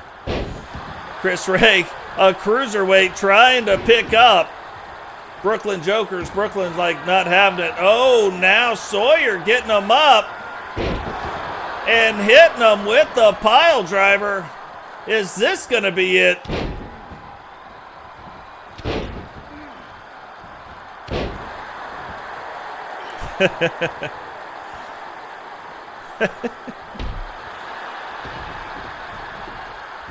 So Brooklyn getting out, climbing back in, and now getting back to work. Look at this. Missed a few reps in the gym trying to pick up here tonight, dropping the bar on the weight. That was Sawyer, not a bar. And that starts to show you what kind of a teammate you got right there. This time he doesn't miss it and gets over, lays the arm across Sawyer. 1. And Sawyer able to kick out in 1.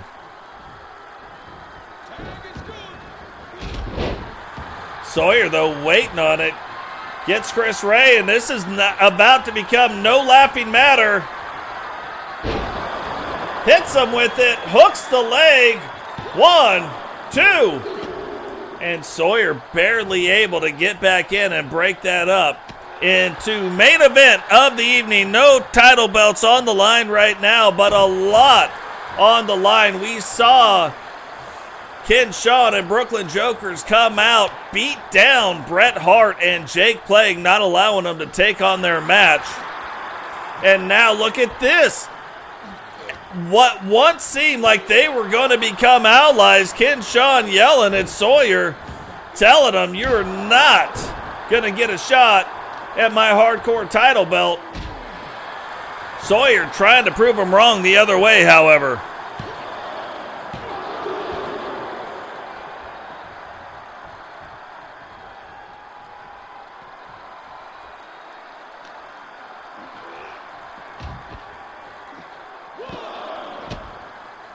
Referee now starting the count on the outside of the ring. And I would tell you, typically, of all the people, if I was Chris Ray, I would want to keep it in the ring. I feel like if I was him, that's where my advantage would lie. I certainly wouldn't want the hardcore champion on the outside. I wouldn't want to get Sawyer on the outside. I wouldn't want to get Brooklyn Jokers on the outside of the ring. Then again, I probably wouldn't want to get Brooklyn Jokers on the inside of the ring. So there is that. Chris Ray getting things turned back around and delivering those blows right in the corner of Brooklyn Jokers and Ken Shawn. Now Sawyer and Brooklyn Jokers back in the ring together, and look at the big old ham hocks flying, hitting Sawyer right in the gut. And it's funny, it always looks like Brooklyn Jokers is kind of playing with this food. And look at the awkward landing right there. Is that going to be it? It isn't, but that could have easily been it for the night right there. You saw the awkward way Brooklyn Jokers landed on Sawyer, both knees being driven into the mat. And now Brooklyn realizing the gravity of the situation, getting Ken Shawn put back in. Both Sawyer and Ken Shawn missing, but Sawyer able to recover first. And it's almost like Sawyer wants to save it, wants to save all of his moves for Ken Shawn and not let him see what he does actually inside the ring. So immediately gets Chris Ray tagged back into the match to face off against Ken Shawn.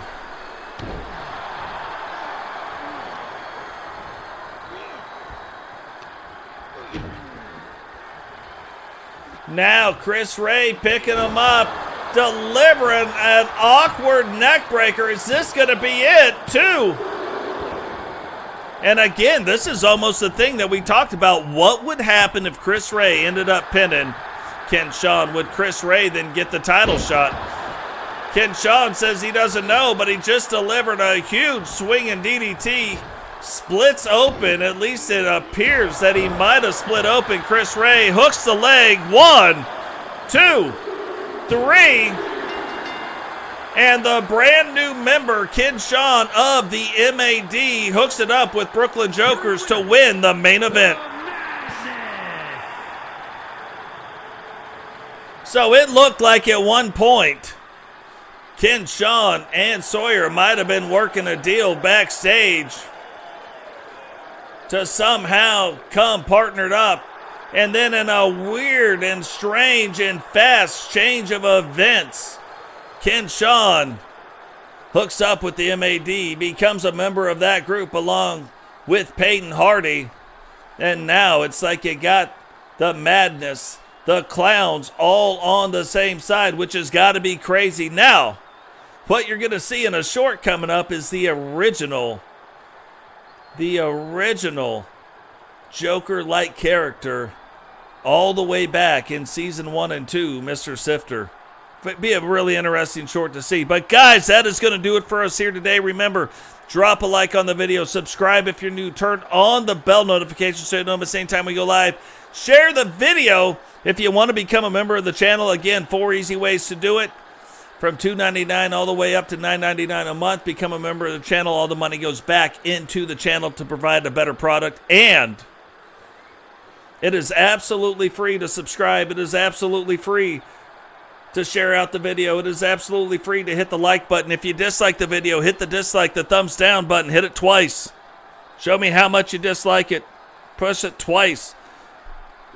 And then remember, when you're out there today, you're out there in the world, you're doing some different stuff, you guys have the ability to show some people some grace. Go ahead and show a little bit of grace. Help that person out. Could be the one thing they need to turn their entire day around, their entire year around. And think about how much that time is. It is early on this year, so you're going to give them a lot of time back. But I appreciate everything you guys do. Amazing community we have here. I look forward to it, and everybody here at the Totes McGotes Wrestling Network, to all of you guys out there. Appreciate what you're doing. Let's choose grace today, and we will catch all of you in the next one. Peace.